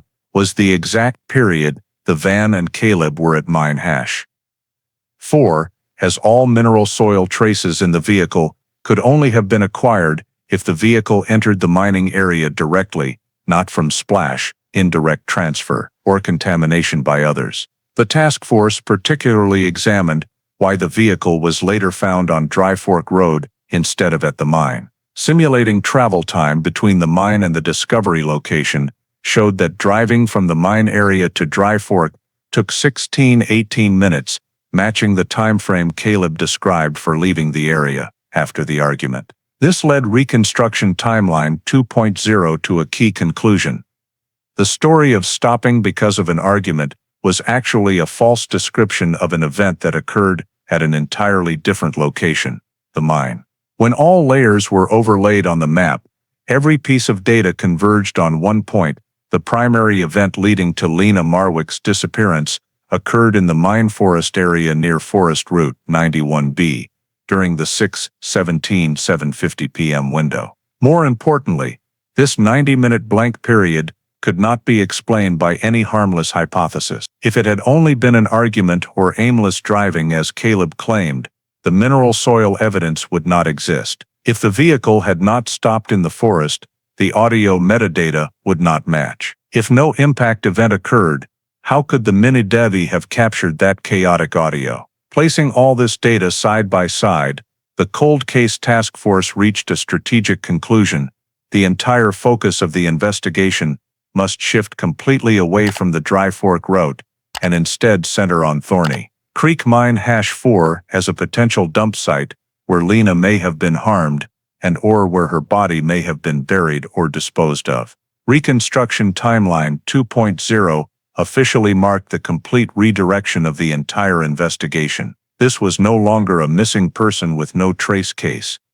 Every piece of data pointed to a single location, and the task force assessed that for the first time they had a genuine path leading toward discovering the truth. After finalizing Reconstruction Timeline 2.0 and identifying Thorny Creek Mine #4 as the focal point, the Cold Case Task Force immediately launched the first large-scale field survey since the disappearance occurred. On July 14, 2021, a team consisting of investigators, forensic technicians, geologists, and a SAR group was deployed to the mine area. Equipped with handheld LiDAR positioning devices, thermal cameras, and ground-penetrating radar (GPR) to assess terrain structure. The entrance to Mine #4 lies deep in dense forest, connected by the rarely used Forest Route 91B branch since around 2010. Upon approaching the site, investigators noted that the area around the mine mouth was overgrown with thick brush, indicating no regular human intrusion for over a decade. According to geological records, Mine #4 once had 3 entrances, but after a 2009 landslide, 2 collapsed completely, and the remaining one narrowed to only a small gap between 2 cracked rock masses. This made any search effort in 2008 infeasible, especially since the original investigation team had never considered this area. Geologists confirmed that the collapsed mine mouth had turned the entire area into a semi-enclosed cavern that accumulated characteristic mineral sludge, perfectly matching the SEM/EDS soil found in the van. As the survey team expanded access by clearing vegetation and inserting probe cameras deep into the rock crevice, they recorded signs of material displacement near the entrance edge. Small rock fragments shifted, several tree roots broken in an inward direction, and unnatural subsidence marks in the sludge. This prompted the team to focus on a narrow radius search, under the assumption that an object or trace had been dragged or fallen near the entrance. During ground scanning with GPR, forensic technicians detected an anomalous return signal at a depth of only 5/8 cm, much shallower than expected for natural burial. When excavating this thin soil layer, they uncovered a small circular object covered in thick sludge. After gentle cleaning with a soft brush, the object was revealed.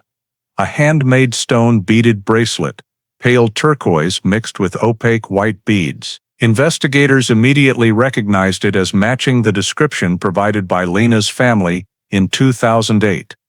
The bracelet Lena always wore on her left wrist, a gift handmade by her sister, consisting of 21 small non-commercial stones. In the 2008 file, the family had submitted photos of Lena wearing the bracelet, but since it was not found in the vehicle, initial investigators assumed it had been lost, or that Lena had been wearing it when she disappeared. The discovery of the bracelet exactly in the area, identified by Reconstruction Timeline 2.0 as the site of conflict, immediately changed the nature of the case. This was direct personal evidence belonging to the victim, found at a location completely contradicting Caleb's statements and never included in any 2008 search routes. The task force promptly cordoned off the discovery area, photographed it, marked GPS coordinates, collected soil samples beneath the bracelet for eDNA testing, and conducted a wide sweep within a 40-meter radius around the Mine #4 entrance.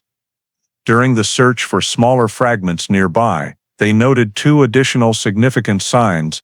The ground beside a tree root, about 3 meters from the bracelet, showed strong compression consistent with human body weight, and a short 20 centimeters skid mark on the rock surface, likely caused by shoe friction. While these signs alone were insufficient to determine the event, combined with the bracelet, they formed a continuous chain of traces, leading to the logical conclusion the victim had been present at the mine entrance area around the time of disappearance. When cross-referenced with Reconstruction Timeline 2.0, the task force concluded that during the 6:17–6:20 p.m. window, when the mini-DV recorded the argument, Lena was likely near the mine mouth, and the impact event occurred there before the bracelet fell into the mud. The bracelet became the first evidence directly linking the victim to the suspected location. It was also the first piece of evidence with sufficient legal weight to change the case classification. After reviewing the scene report,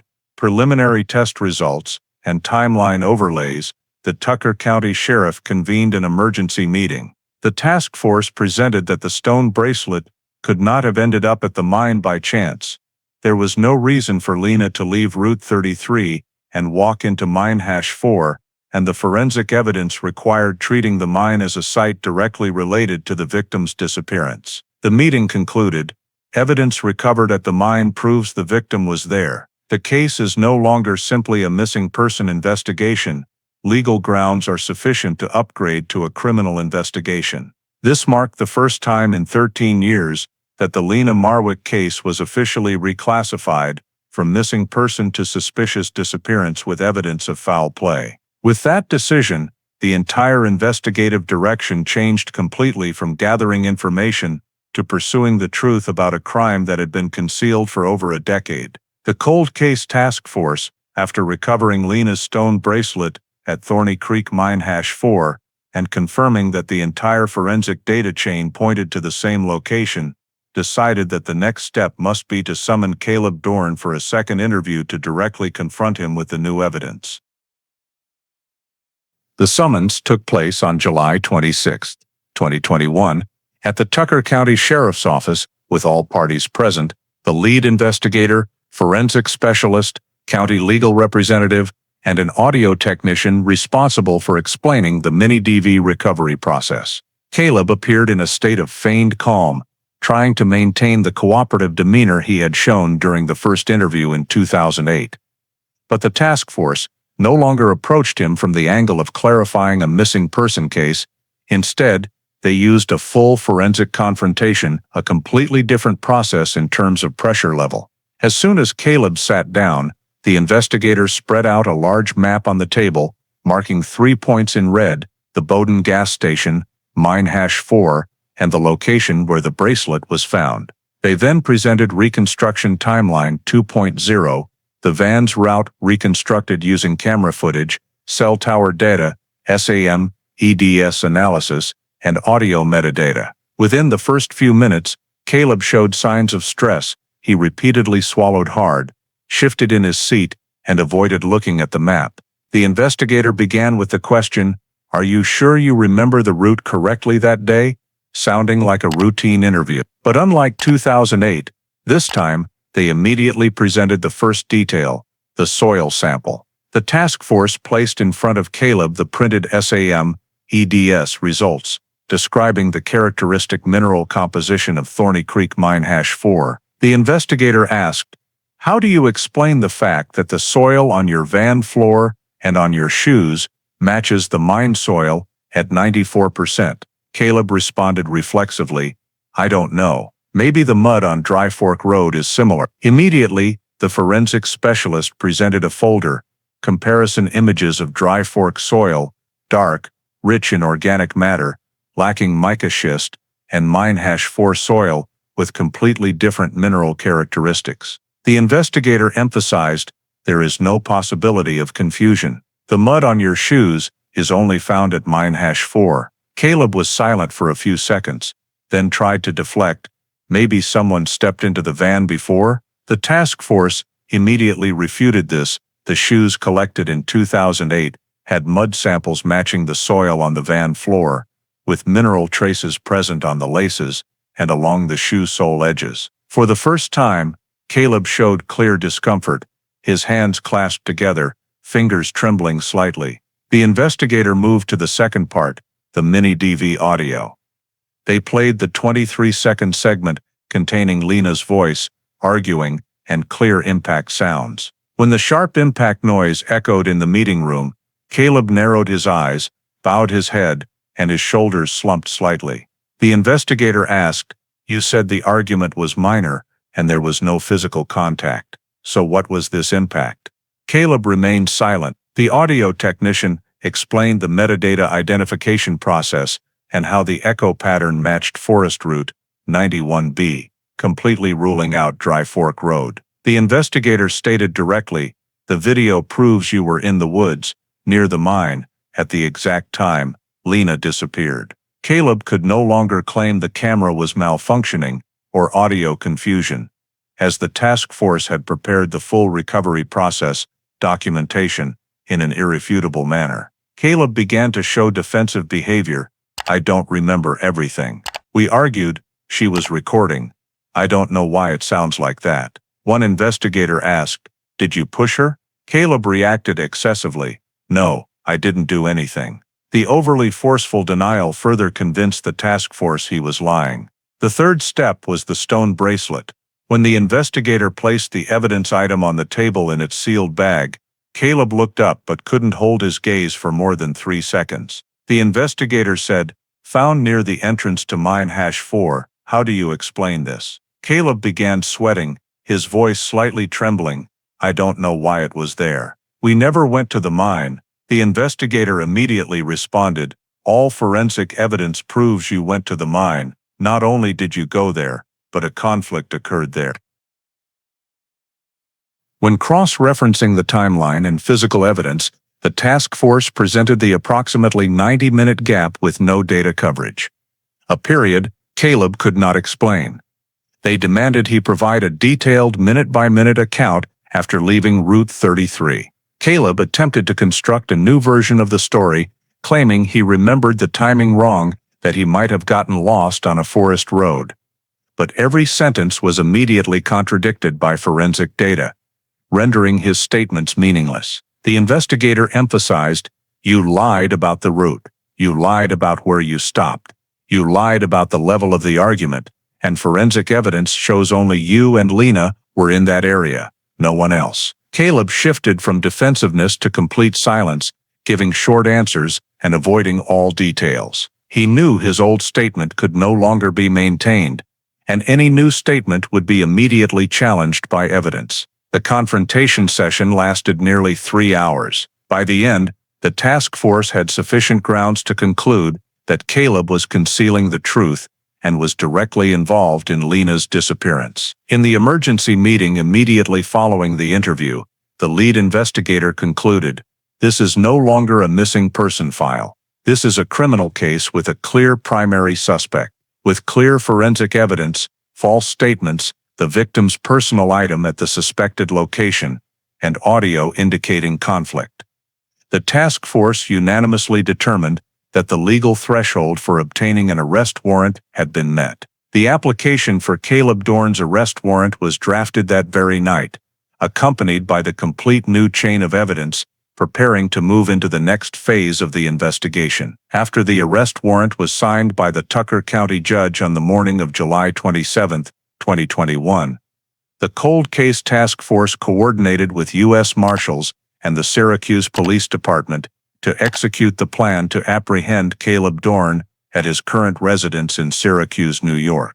Caleb had left West Virginia many years earlier, moved through several states, and finally settled in Syracuse in 2016, living in a rented apartment in the southern suburbs and working part-time at an electronics repair shop. The extradition packet included all the new forensic evidence, the recovered mini-DV audio, the reconstructed timeline, and the report on the discovery of Lena's bracelet, sufficient to ensure the warrant's federal validity. On July 29, 2021, at 6:14 a.m., a joint team of 8 officers approached Caleb's apartment using knock-and-announce procedure. Caleb opened the door after hearing his identity confirmed, appearing tired, with longer hair and much thinner than in 2008 photos, but he immediately recognized that the presence of federal agents was not routine. When U.S. Marshals informed him of the arrest warrant on the charge of suspicion of homicide-related disappearance, Caleb did not resist, but showed clear shock, eyes wide and hands trembling slightly. He tried to stay calm, asking only one question, because of what happened in 2008.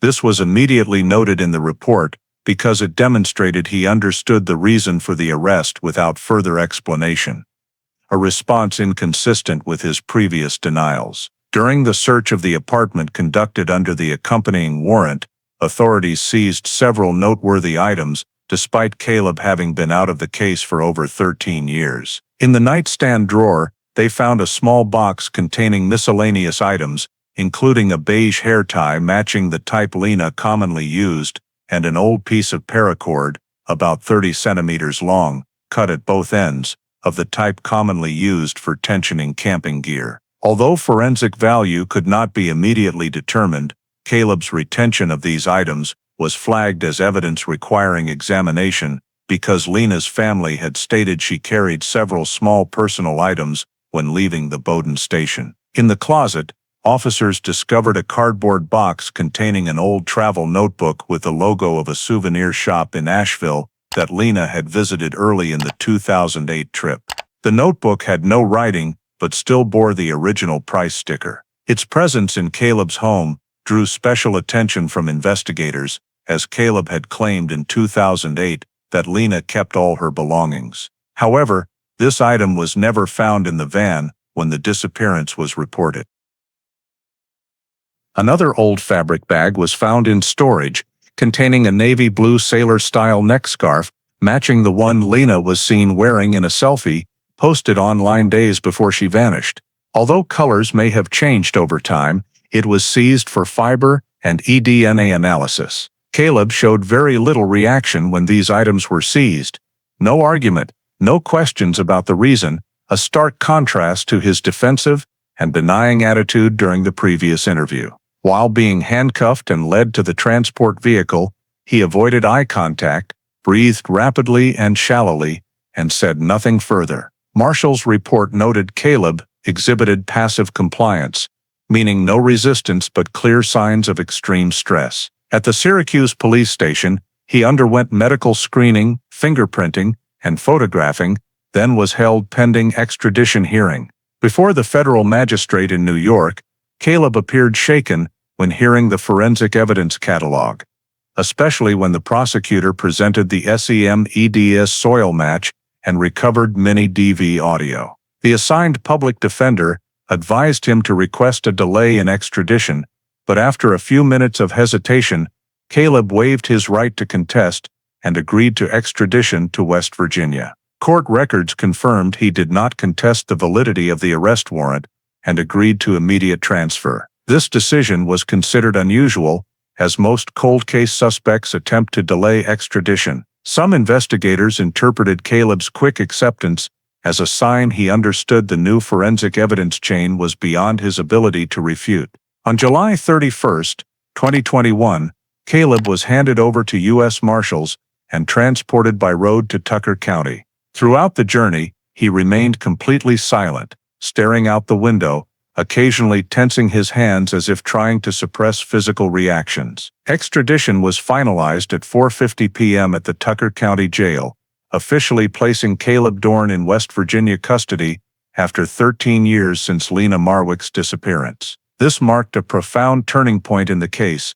For the first time in over a decade, investigators had the suspect in custody, with sufficient evidence to shift the investigation from a missing person case to a criminal matter. Caleb became the central focus of the file, and from this point forward, the case was no longer a mystery of the Appalachian forest, but moved into the phase of confrontation, interrogation, and uncovering the truth hidden for more than half a lifetime. Immediately after Caleb Dorn was brought back to Tucker County and booking procedures were completed, the investigative team decided to launch the first in-depth interrogation session, the session they considered the key step to breaking the gaps in the statements that had persisted for 13 years. The method used this time was not standard questioning, but the timeline contradiction interrogation technique, a structured confrontation based on reconstructing the entire sequence using irrefutable time markers, forcing the suspect to directly face each inconsistency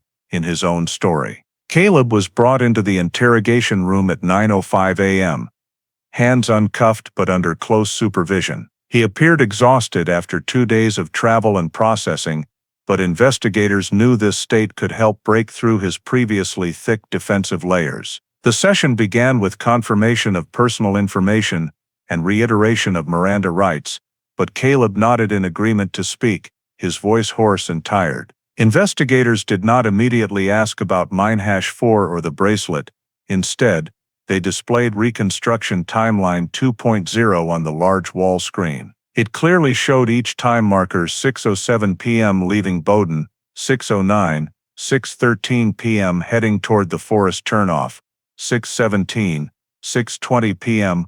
coinciding with the impact sound in the mini-DV video, and the approximately 90-minute period completely absent from all data before the van reappeared on Dry Fork Road. The investigator spoke slowly and evenly, without emotional pressure. "Caleb, if your statement is true, this timeline should match, but it doesn't match at any point." Caleb stared at the screen, face tense, jaw clenched. For the first time, he did not try to interrupt or immediately deny. The investigator continued, "This isn't our opinion. This is data, camera, cell tower, SEM, EDs, audio metadata. There is no hiding in data." The first hammer blow came when they displayed the SEM-EDs soil comparison images. The investigator pointed to the mineral chart. "This is soil from Thorny Creek Mine #4. This is the sample from your van floor. This is the sample from your shoe sole." Caleb took a deep breath, blinking rapidly. When asked to explain, he only gave a small shake of the head, without the familiar denial from 2008. The investigators did not press, but immediately moved to the next step, the mini-DV. The audio technician placed high-quality headphones in front of Caleb. The investigator said, "You will hear the last 23 seconds Lena recorded. This isn't to accuse you, it's to confirm we are talking about the same moment." When the first sound came through, strong wind across the microphone, Caleb closed his eyes. At the 6th second, Lena's voice appeared, trembling and tense. "Caleb, stop, don't," then the sharp impact sound. Caleb flinched slightly, shoulders contracting. Investigators carefully noted this reaction. When the sound of something heavy hitting stone came, Caleb tilted his head away from the headphones, his right hand rising to cover half his face, an unconscious reaction showing strong emotional connection to the sound. When the 23 seconds ended, the room felt thick with tension. The investigator let the silence stretch for nearly 15 seconds before speaking. "Caleb, this audio does not sound like a minor argument. It does not match your statement." Caleb took a heavy breath, eyes red but not crying. He spoke softly, almost whispering, "I don't remember everything exactly. That night, it's very hazy." This was the first time in 13 years that Caleb said anything different from his old story. Investigators immediately exploited this crack. They zoomed in on the map, showing the audio metadata location matching Forest Route 91B. "Caleb, this is where the audio was recorded. This is not Dry Fork Road. You have never admitted being here. You said you and Lena only stopped on the main road, but forensic evidence says otherwise." Caleb swallowed hard, hands gripping the table edge tightly.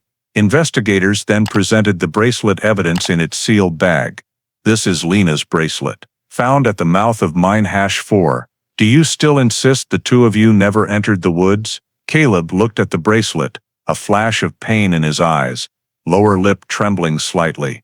For the first time he did not say no. Instead, he said, "I don't know how it got there." The answer was no longer absolute denial. It was a sign of the collapse of his old statement structure. Investigators went deeper, employing strategic silence. They waited for Caleb to speak on his own. About 10 seconds later, Caleb let out a shaky sigh.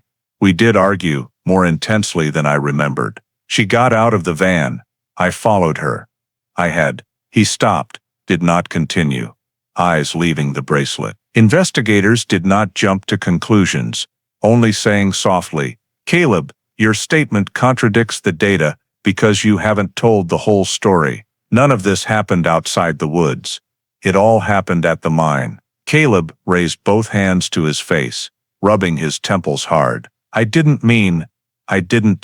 just remember the sound of rocks, the sound of her falling." Investigators recorded everything. This was the first time Caleb admitted a crucial part. A conflict occurred, and Lena fell. Though not yet a full confession, this statement shattered the entire 13-year narrative. By the end of the session, the team reached an internal conclusion. Caleb had lost the ability to maintain his old story. Forensic data had forced him into a position he could no longer deny, and his psychological reaction to the mini-DV proved his direct connection to the events at the mine. This was the turning point of the interrogation, the first time the suspect began acknowledging contradictions in his statements, opening the possibility of further extraction toward the full truth in subsequent sessions. In the next in-depth interrogation session, with Caleb's psychology already eroded by forensic confrontation and no longer able to sustain his old statement structure, the investigative team shifted to the most critical goal, establishing motive, mechanism of the crime, and the sequence of actions after Lena became unconscious. The session opened with the investigator recapping what Caleb had said in the previous meeting, that there had been a more intense argument, that Lena fell, and that he didn't remember everything exactly. Caleb nodded, eyes fixed on the table. The investigator spoke clearly. "Caleb, we need to know the full sequence, not to make things worse for you, but to understand what happened and why." This change in approach caused Caleb to drop his defensive posture. He let his shoulders slump, sighed, and began to speak. Voice low and slow, as though trying to excavate memories suppressed for over a decade. Caleb described how the argument began when Lena wanted to pause the road trip and return home due to exhaustion. While he felt that would ruin all the plans, he admitted losing emotional control when Lena said she wanted to end the relationship right there during the trip. "I couldn't take it. I thought she was just threatening me," he said, hands unconsciously clenching. Caleb admitted that after leaving Route 33 and entering Forest Route 91B, a fact he had completely denied in 2008, the argument escalated when Lena demanded to get out of the vehicle. He stopped the van on a narrow section near the entrance to Mine-4. Lena opened the door and stepped out first. Caleb followed. She turned back and said, "I was making everything worse. I remember moving closer, telling her not to walk into the woods like that." Investigators asked, "Did you touch her?" Caleb closed his eyes, then nodded. "I grabbed her arm, but she pulled away. I pushed harder than I intended." This was the first time Caleb admitted active physical contact. Investigators requested a specific description, Caleb said, trembling. "Not a punch, just a push to the shoulder. But she was standing right at the edge. Her foot slipped." Caleb described the moment Lena fell. Her back foot stepped onto a slick rock ledge, lost balance, and fell backward. He recalled the sound of loose stones falling and the impact against a hard surface, matching the sound captured in the mini-DV video. When Lena fell, her head struck a large rock slab near the mine entrance. Caleb described the sound as heavy and dull, a description consistent with the reverberating impact in the recording. Investigators asked, "Did she respond?" Caleb shook his head, eyes red. "No, she lay still. Very still. I called, shook her, but she didn't wake up." This aligned with the head trauma unconsciousness hypothesis the team had previously formed, but lacked confirming evidence until Caleb's statement. When asked why he didn't call for help, Caleb gave the final answer that closed all remaining gaps in the file. "I panicked. I thought, if anyone found us there, they would think I tried to hurt her." This was the first time he described a motive for concealment. The team continued pressing Caleb to explain the sequence of actions after Lena became unconscious. He stated that after several minutes of panic, he tried to check her breathing, but didn't know how to do it properly. He saw no response, no chest movement, and believed she was dead. "I thought I had killed her. I was completely terrified." He decided to drag Lena away from the trail area to avoid being seen if anyone passed by. Investigators asked, "How did you drag her?" Caleb answered, "I held her under the arms, pulled her backward into the soft dirt area near the mine entrance. There was a lot of mud." This detail matched the SAMAD's soil samples on his shoes and van floor. He continued, "I couldn't get her back into the van. She was too heavy while unconscious. I thought I had to hide her." Investigators asked, "Why choose Mine-4? Caleb replied, "I saw the collapsed mine entrance. I thought if I pulled her in there, no one would find her." Caleb described dragging Lena toward the front of the mine, but when trying to move her into the collapsed rock area, He lacked the strength to lift her. Ultimately, he left her in a shallow recess near the edge, close to the spot where the survey team later found the bracelet. When asked about the bracelet, Caleb lowered his voice. "It fell off while I was dragging her. I picked it up but then dropped it again." I don't remember clearly. After leaving Lena, Caleb ran back to the van in a panic. "I didn't know what to do. I thought I had to make it look like she walked away." He drove away from the mine, took a back road to return to Dry Fork Road, then parked in a deliberate location to create the impression that Lena had left the van and walked into the woods, as he had claimed in 2008. Investigators asked, "Did you ever go back to check on her afterward?" Caleb stared blankly. "No, I didn't dare. I didn't want to know." Investigators continued pressing him to explain why he created the false story about a minor argument and Lena walking into the woods. Caleb said, "I thought if no one knew we had gone down Route 91B, people would think she left on her own. I didn't want to go to prison. I thought if I kept the story consistent, people would believe it." He also described how, during later police questioning, he had convinced himself the story was true in order to lessen his guilt and fear. When confronted about the 90-minute data gap, Caleb said, "I lost track of time. I stayed with her for a while, I don't know how long, then found a way back to the main road." The interrogation session concluded with Caleb acknowledging the full sequence of events, motives stemming from emotional conflict, physical contact, leading to a fall, unconsciousness, likely resulting in death, initial attempt to conceal the body, and subsequent cover-up actions by fabricating a false statement and deliberately moving the vehicle to an unrelated location. This was the first full statement to align with all forensic data, physical evidence, audio, and timeline.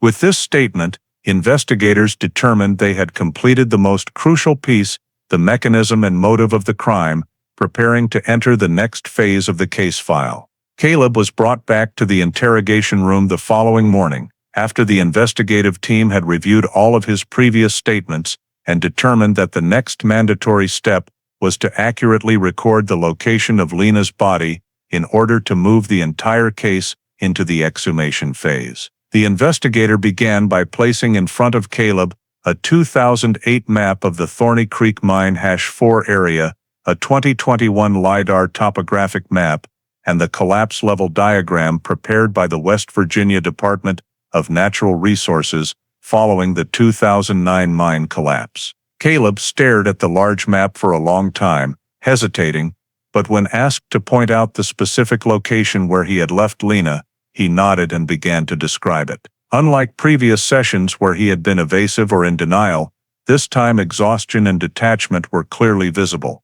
His statement had broken, making pointing out the location the inevitable next step. Caleb stated that the area where he took Lena was not right at the edge of the first collapse sinkhole, as the survey team had predicted, but deeper into about 25-30 feet, where there was a relatively flat patch of ground before dropping down to a fractured rock layer that local geologists called the second collapse level. He said, "When I dragged her in, that spot was flatter, but after the 2009 collapse, the landscape must have changed a lot."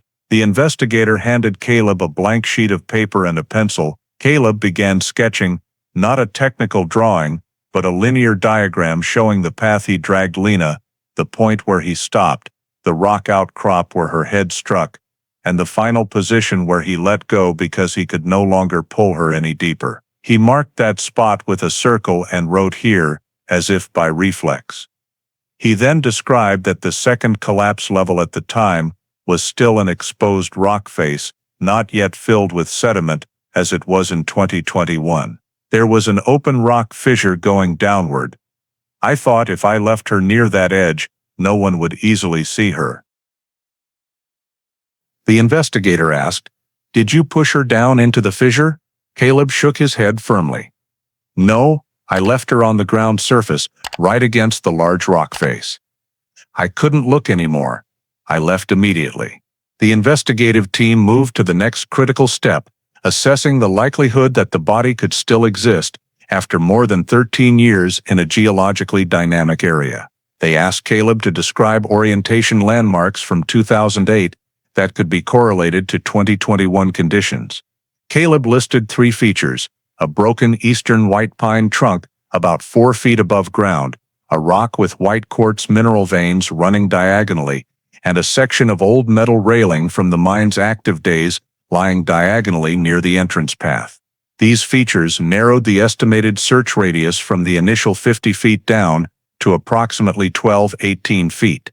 After seizing the hand-drawn sketch, the GIS technical team immediately built a 3D simulation combining Caleb's statement with LiDAR terrain data and the mine collapse map to determine the relative position among the rock cavity, the first collapse level, and the second collapse level.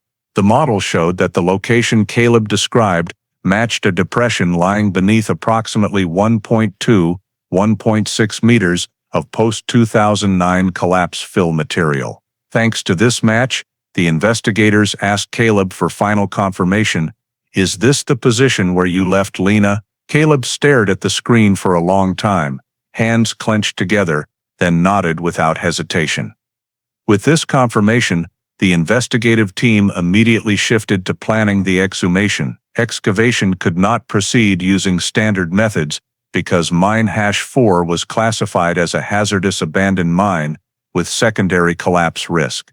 The specialized team had to coordinate with geotechnical engineers, mine rescue personnel, and the North American K-9 Recovery Unit. Initially, they established 3 priorities: identifying a safe entry point 15 feet from the current mine entrance, developing a temporary shoring plan to prevent collapse, and calculating the volume of overburden to be removed, layer by layer without triggering upper-level failure. A key issue was raised because the area fell within the collapse zone. Heavy mechanical equipment was prohibited. Everything had to be excavated manually, combined with small-scale geological vacuum extraction. Caleb continued to assist by describing his approach route. "I followed the small trail to the right from the main entrance, then cut across a low sumac thicket to descend the slope. The ground was dry back then, not muddy like you see now." This description allowed the GIS team to reconstruct the actual access path, thereby selecting locations for lighting equipment and safety line anchor points for the excavation team. After finalizing the model and conducting the initial risk assessment, the Tucker County Sheriff signed approval for Phase 1 of the exhumation plan: ground stability survey, work zone establishment, and removal of surface fill material. In the final record of the interrogation session, the investigative team noted, "Caleb Dorn's statement regarding the body location is consistent with scientific analysis and terrain modeling. This meets the legal threshold for directed exhumation." Caleb signed the statement with a trembling hand and was returned to temporary holding, while the excavation team began preparations to depart headquarters for Thorny Creek Mine Hash 4 at first light, with maps, coordinates, Caleb's pointer sketch, and the hope that after 13 years, the truth would no longer remain buried beneath rock and soil. Immediately after the exhumation plan was approved, a technical team consisting of forensic anthropology specialists, mine rescue personnel, geotechnical engineers, and the K-9 unit, specialized in human remains recovery, began approaching Thorny Creek Mine Hash 4 at 6:20 a.m. on August 2, 2021. The mine entrance had been temporarily reinforced with 2 steel shoring frames and a vibration sensor system to monitor subsidence risk during operations. An air supply line was installed to ensure stable oxygen for the working group in the deeper zone. The first K-9 was sent in to assess for the presence of human remains within the area Caleb had indicated. The dog gave a weak alert in the region of the fill layer, but the signal remained ambiguous due to more than 1 meter of thick mud. This aligned with predictions that the body had been covered by the 2009 collapse. After safety assessment, the team began removing the fill layer using geological vacuum extraction and hand tools, proceeding in thin 8–10 centimeters lifts to avoid disturbing the scene.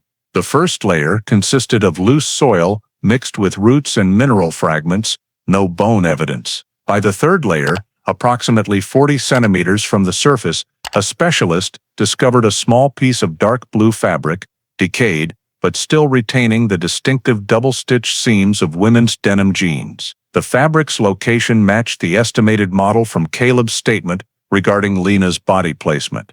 The area was immediately marked with neon stakes, and the team switched to more meticulous excavation. About 25 minutes later, a small cylindrical long bone fragment was exposed.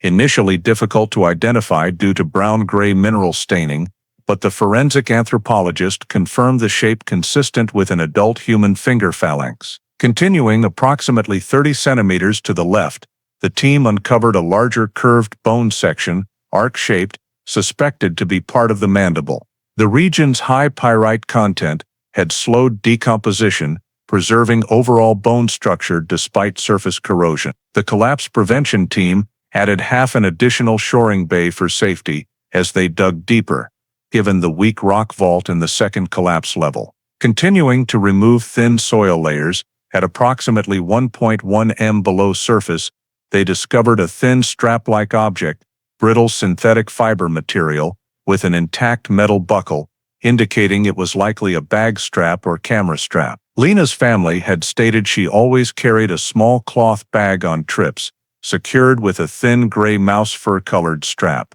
The recovered strap had changed color, but its structure and width matched perfectly. At 9:42, the second K9 gave a strong reaction in the exact area where the mandible was found, sitting down and emitting a low whine, indicating deep decomposition sent confirmation. The forensic team shifted to remains recovery mode, using specialized brushes, small trowels, forceps, and stainless steel trays placed beneath each bone fragment to prevent breakage. A total of 17 large and small bone fragments were recovered, including the left mandible portion, 2 finger phalanges, a fractured humerus section, and rib fragments. The distribution pattern showed the body had been buried in a right-tilted position, consistent with Caleb's statement that he placed Lena against the rock face, slightly angled. Several denim fabric fibers adhered to the mud were also collected for fiber comparison. Near 11:15,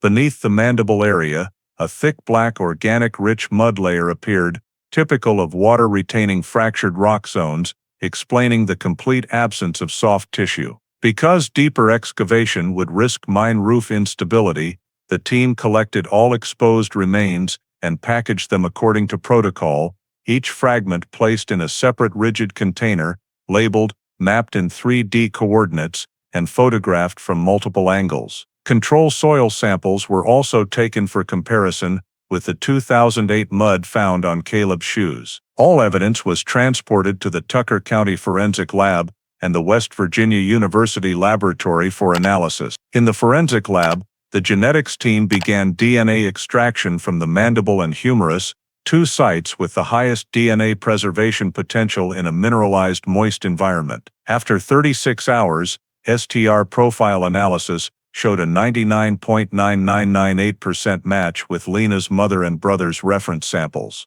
The report was signed by the lab director with the clear conclusion the remains recovered at Thorny Creek Mine #4 belonged to Lena Marwick. The investigative team completed the identification verification record, sealed all evidence, and prepared to submit the identification report into Caleb's charging file, marking the first time since 2008 that Lena's disappearance was no longer a hypothesis but a legally established fact.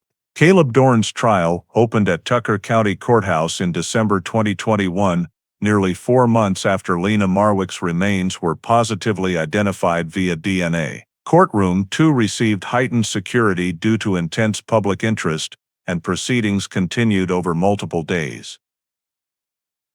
The county prosecutor opened with a special indictment, reclassifying the case from missing person to murder in the second degree, based on forensic evidence, Caleb's partial confession, and the Thorny Creek Mine #4 exhumation results.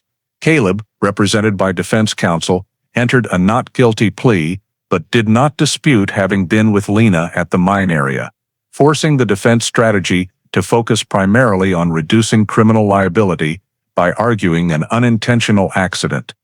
However, the prosecution presented a tight chain of evidence, beginning with the 2021 timeline reconstruction. Maps clearly showing the van's route from Bowdoin to Dry Fork Road, unusually prolonged camera blind periods, and discrepancies between Caleb's 2008 statements and actual timestamps. Next, the prosecution introduced SEM-ED's analysis results, demonstrating that soil samples from the 2008 van and samples collected from mine hash 4 in 2021 matched across 8 mineralogical characteristics, including high pyrite silica composition, elevated clay particle ratio, and distinctive hematite traces typical of abandoned mines. This reinforced the conclusion that the van had entered the precise area where the remains were found. The prosecution then presented the mini-DV evidence, a 23-second video recovered from a damaged tape. Although the visuals were nearly unrecognizable, enhanced audio revealed an argument between two people and a loud impact sound, with acoustic analysis showing the distinctive reverberation of an open rock environment. The prosecution called a geoacoustics expert to explain the match between the video's echo signature and reference audio recorded near Forest Route 91B at the mine access path. When the audio was played in court, many spectators visibly tensed. Caleb bowed his head, and his attorney requested a brief recess, but the judge allowed the prosecution to continue. The strongest presentation came from the exhumation report, scene photographs, layer excavation maps, and recovered bone fragments. The prosecution demonstrated that the position and distribution of remains were consistent with intentional placement, not accidental fall or natural deposition. The fractured humerus matched a high-force impact onto a hard rock surface, with forensic analysis determining the injury occurred while the victim was alive or at the moment of impact.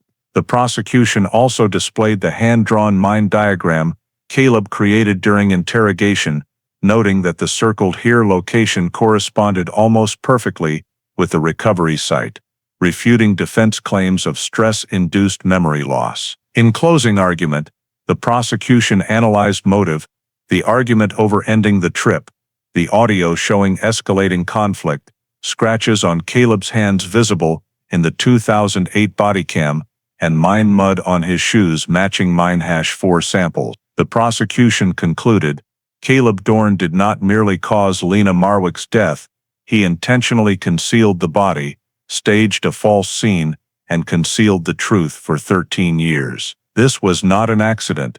This was the taking of a life, and the deliberate covering of its consequences. The defense attempted to argue that Caleb's push was not intended to kill, that the 2009 collapse altered the scene and made intentional placement uncertain. However, Caleb's actions in hiding the body, driving away, repeatedly changing his story, and retaining Lena's belongings for years were viewed by the prosecution as clear consciousness of guilt. After 3 days of deliberation, the jury was asked to consider only one charge, murder in the second degree. They deliberated for over 8 hours before returning to the courtroom. The foreperson stood, held the paper, and read clearly. We find the defendant, Caleb Dorn, guilty of murder in the second degree. Caleb closed his eyes, bowed his head, hands trembling, while Lena's family burst into tears.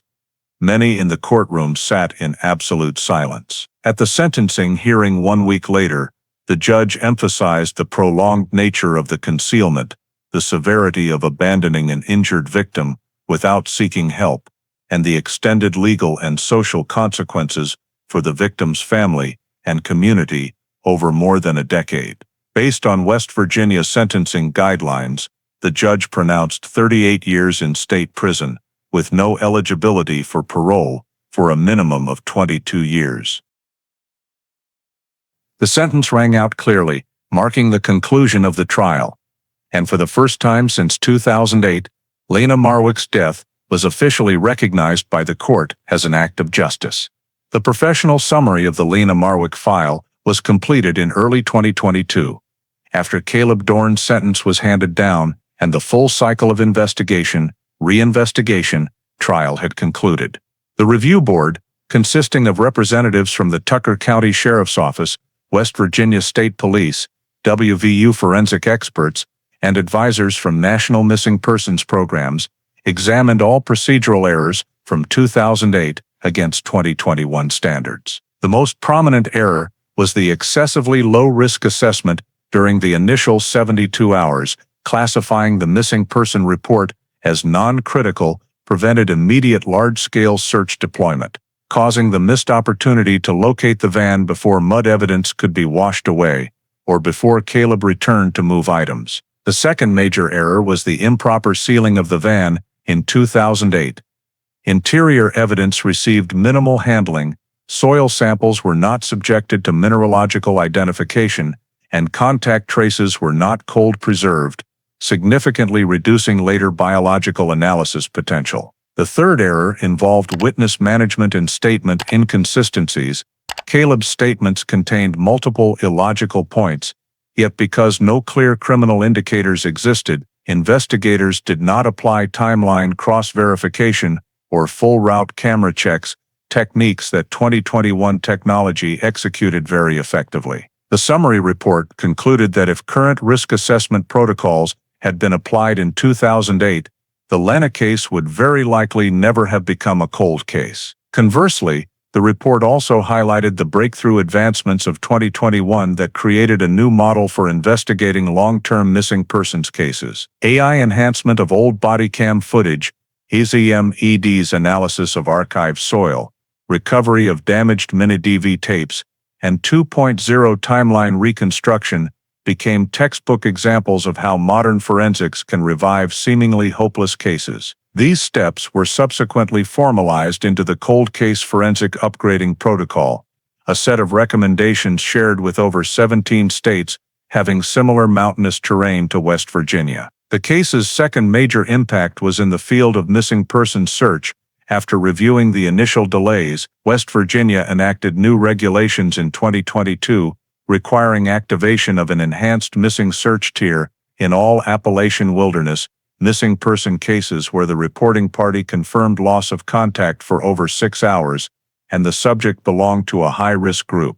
This regulation included 3 changes: mandatory full route camera review within the first 12 hours, mandatory establishment of a 3-mile search radius, even in the absence of footprints, and mandatory preservation of the status quo for all involved vehicles pending state forensic team intake. Additionally, the Lena case catalyzed the creation of a rural missing response protocol specifically for abandoned mine areas, deep streams, and unmarked forest roads. The case also prompted WVU to establish a forensic training program focused on soil analysis and investigations, a field previously underemphasized but now a central research topic following this case. The case's influence extended beyond technical matters into the judicial system and public discourse. In 2022, numerous long-term missing persons cases in West Virginia, Kentucky, and Pennsylvania were reopened using the Lena reconstruction framework, which included timeline rebuilding from regional cameras, geological analysis, AI processing of old data, and multi-phase statement comparison. Several previously near-abandoned cold cases gained new investigative directions through application of this model. At the national level, the Lena Marwick file was presented at the 2022 American Academy of Forensic Sciences Conference as a model case study on how modern forensics can break multi-decade impasses. The presentation focused on 3 points: the value of retaining even rudimentary evidence for later exploitation, the critical role of soil analysis and recovered video in identifying dump sites, and the importance of timeline reconstruction in overturning inconsistent statements. The report was widely distributed to cold case units nationwide and became official reference material in the Reinvestigating Long-Term Missing Cases training course. Systemically, the case forced local law enforcement agencies to re-examine risk assessment practices for adult missing persons who were previously often presumed to have left voluntarily. After 2021, West Virginia implemented a policy requiring that missing persons in forest, mined-about areas be treated as high risk until proven otherwise. This fundamentally changed the approach, prioritizing environmental evidence over assumptions of voluntary departure. In the final conclusion report, the review board stated, if the 2008 phase had been conducted to 2021 standards, Lena would very likely have been found much earlier, and the prosecution would not have stretched across 13 years. Nevertheless, the forensic advancements of 2018-2021 transformed the Lena file into a classic example of science's ability to resurrect long-buried truth. From that point forward, the Lena Marwick case was officially included among the decade's 10 most exemplary cold cases, becoming a national-level case study on multi-layered forensics in complex terrain and early procedural errors, a testament that no matter how much time passes, as long as evidence remains and science continues to advance, justice can still name those who vanished among the Appalachian Mountains long ago. Looking back at the entire story of Lena Marwick's disappearance and the 13-year journey to uncover the truth, it is clear that this is not merely the tragedy of one individual, but also a reflection of real issues in contemporary American life. Initial indifference toward adult missing persons cases, resource limitations in rural communities, and the critical importance of environmental evidence in vast forest mountain regions like Appalachia. The fact that Lena's family was not assigned high-risk status within the first 72 hours, or that the van was handled so perfunctorily in 2008, shows how small procedural errors can lead to consequences spanning many years. In today's United States, where tens of thousands of people are reported missing each year, especially in wilderness areas, the Lena case reminds us that proactive involvement by families and communities in demanding higher police priority is vitally important, because without Lena's family persistently following up, this cold case would have had little chance of being reopened. Another lesson comes from Caleb himself: small inconsistencies in statements, the 90-minute timeline gap, mine mud on shoes, retention of Lena's belongings, all became warning signs. This reminds us that inconsistent behavior by anyone accompanying a missing person must always be taken seriously, especially in cases involving prior conflict or arguments. The case also affirms the role of modern technology in American life. Old body cam footage clarified by AI, mini-DV tapes recovered, soil analyzed via SEM, EDs. It teaches that every trace, no matter how small, can become a key. So in everyday life, each person should understand the value of preserving information, locations and images when traveling or venturing into wilderness areas. Finally, Lena's story reminds us that no matter how much time passes, persistence and scientific progress can deliver justice, and in our fast-changing modern life, the most important thing is not to ignore unusual signals, to always believe in every person's right to protection and the right to seek the truth. Thank you for joining us on this journey to decode one of Appalachia's most haunting cold cases. Don't forget to subscribe to the channel to continue following stories of cases solved through science and truth. See you in the next video, where justice and real-life lessons from American society are once again brought into the light.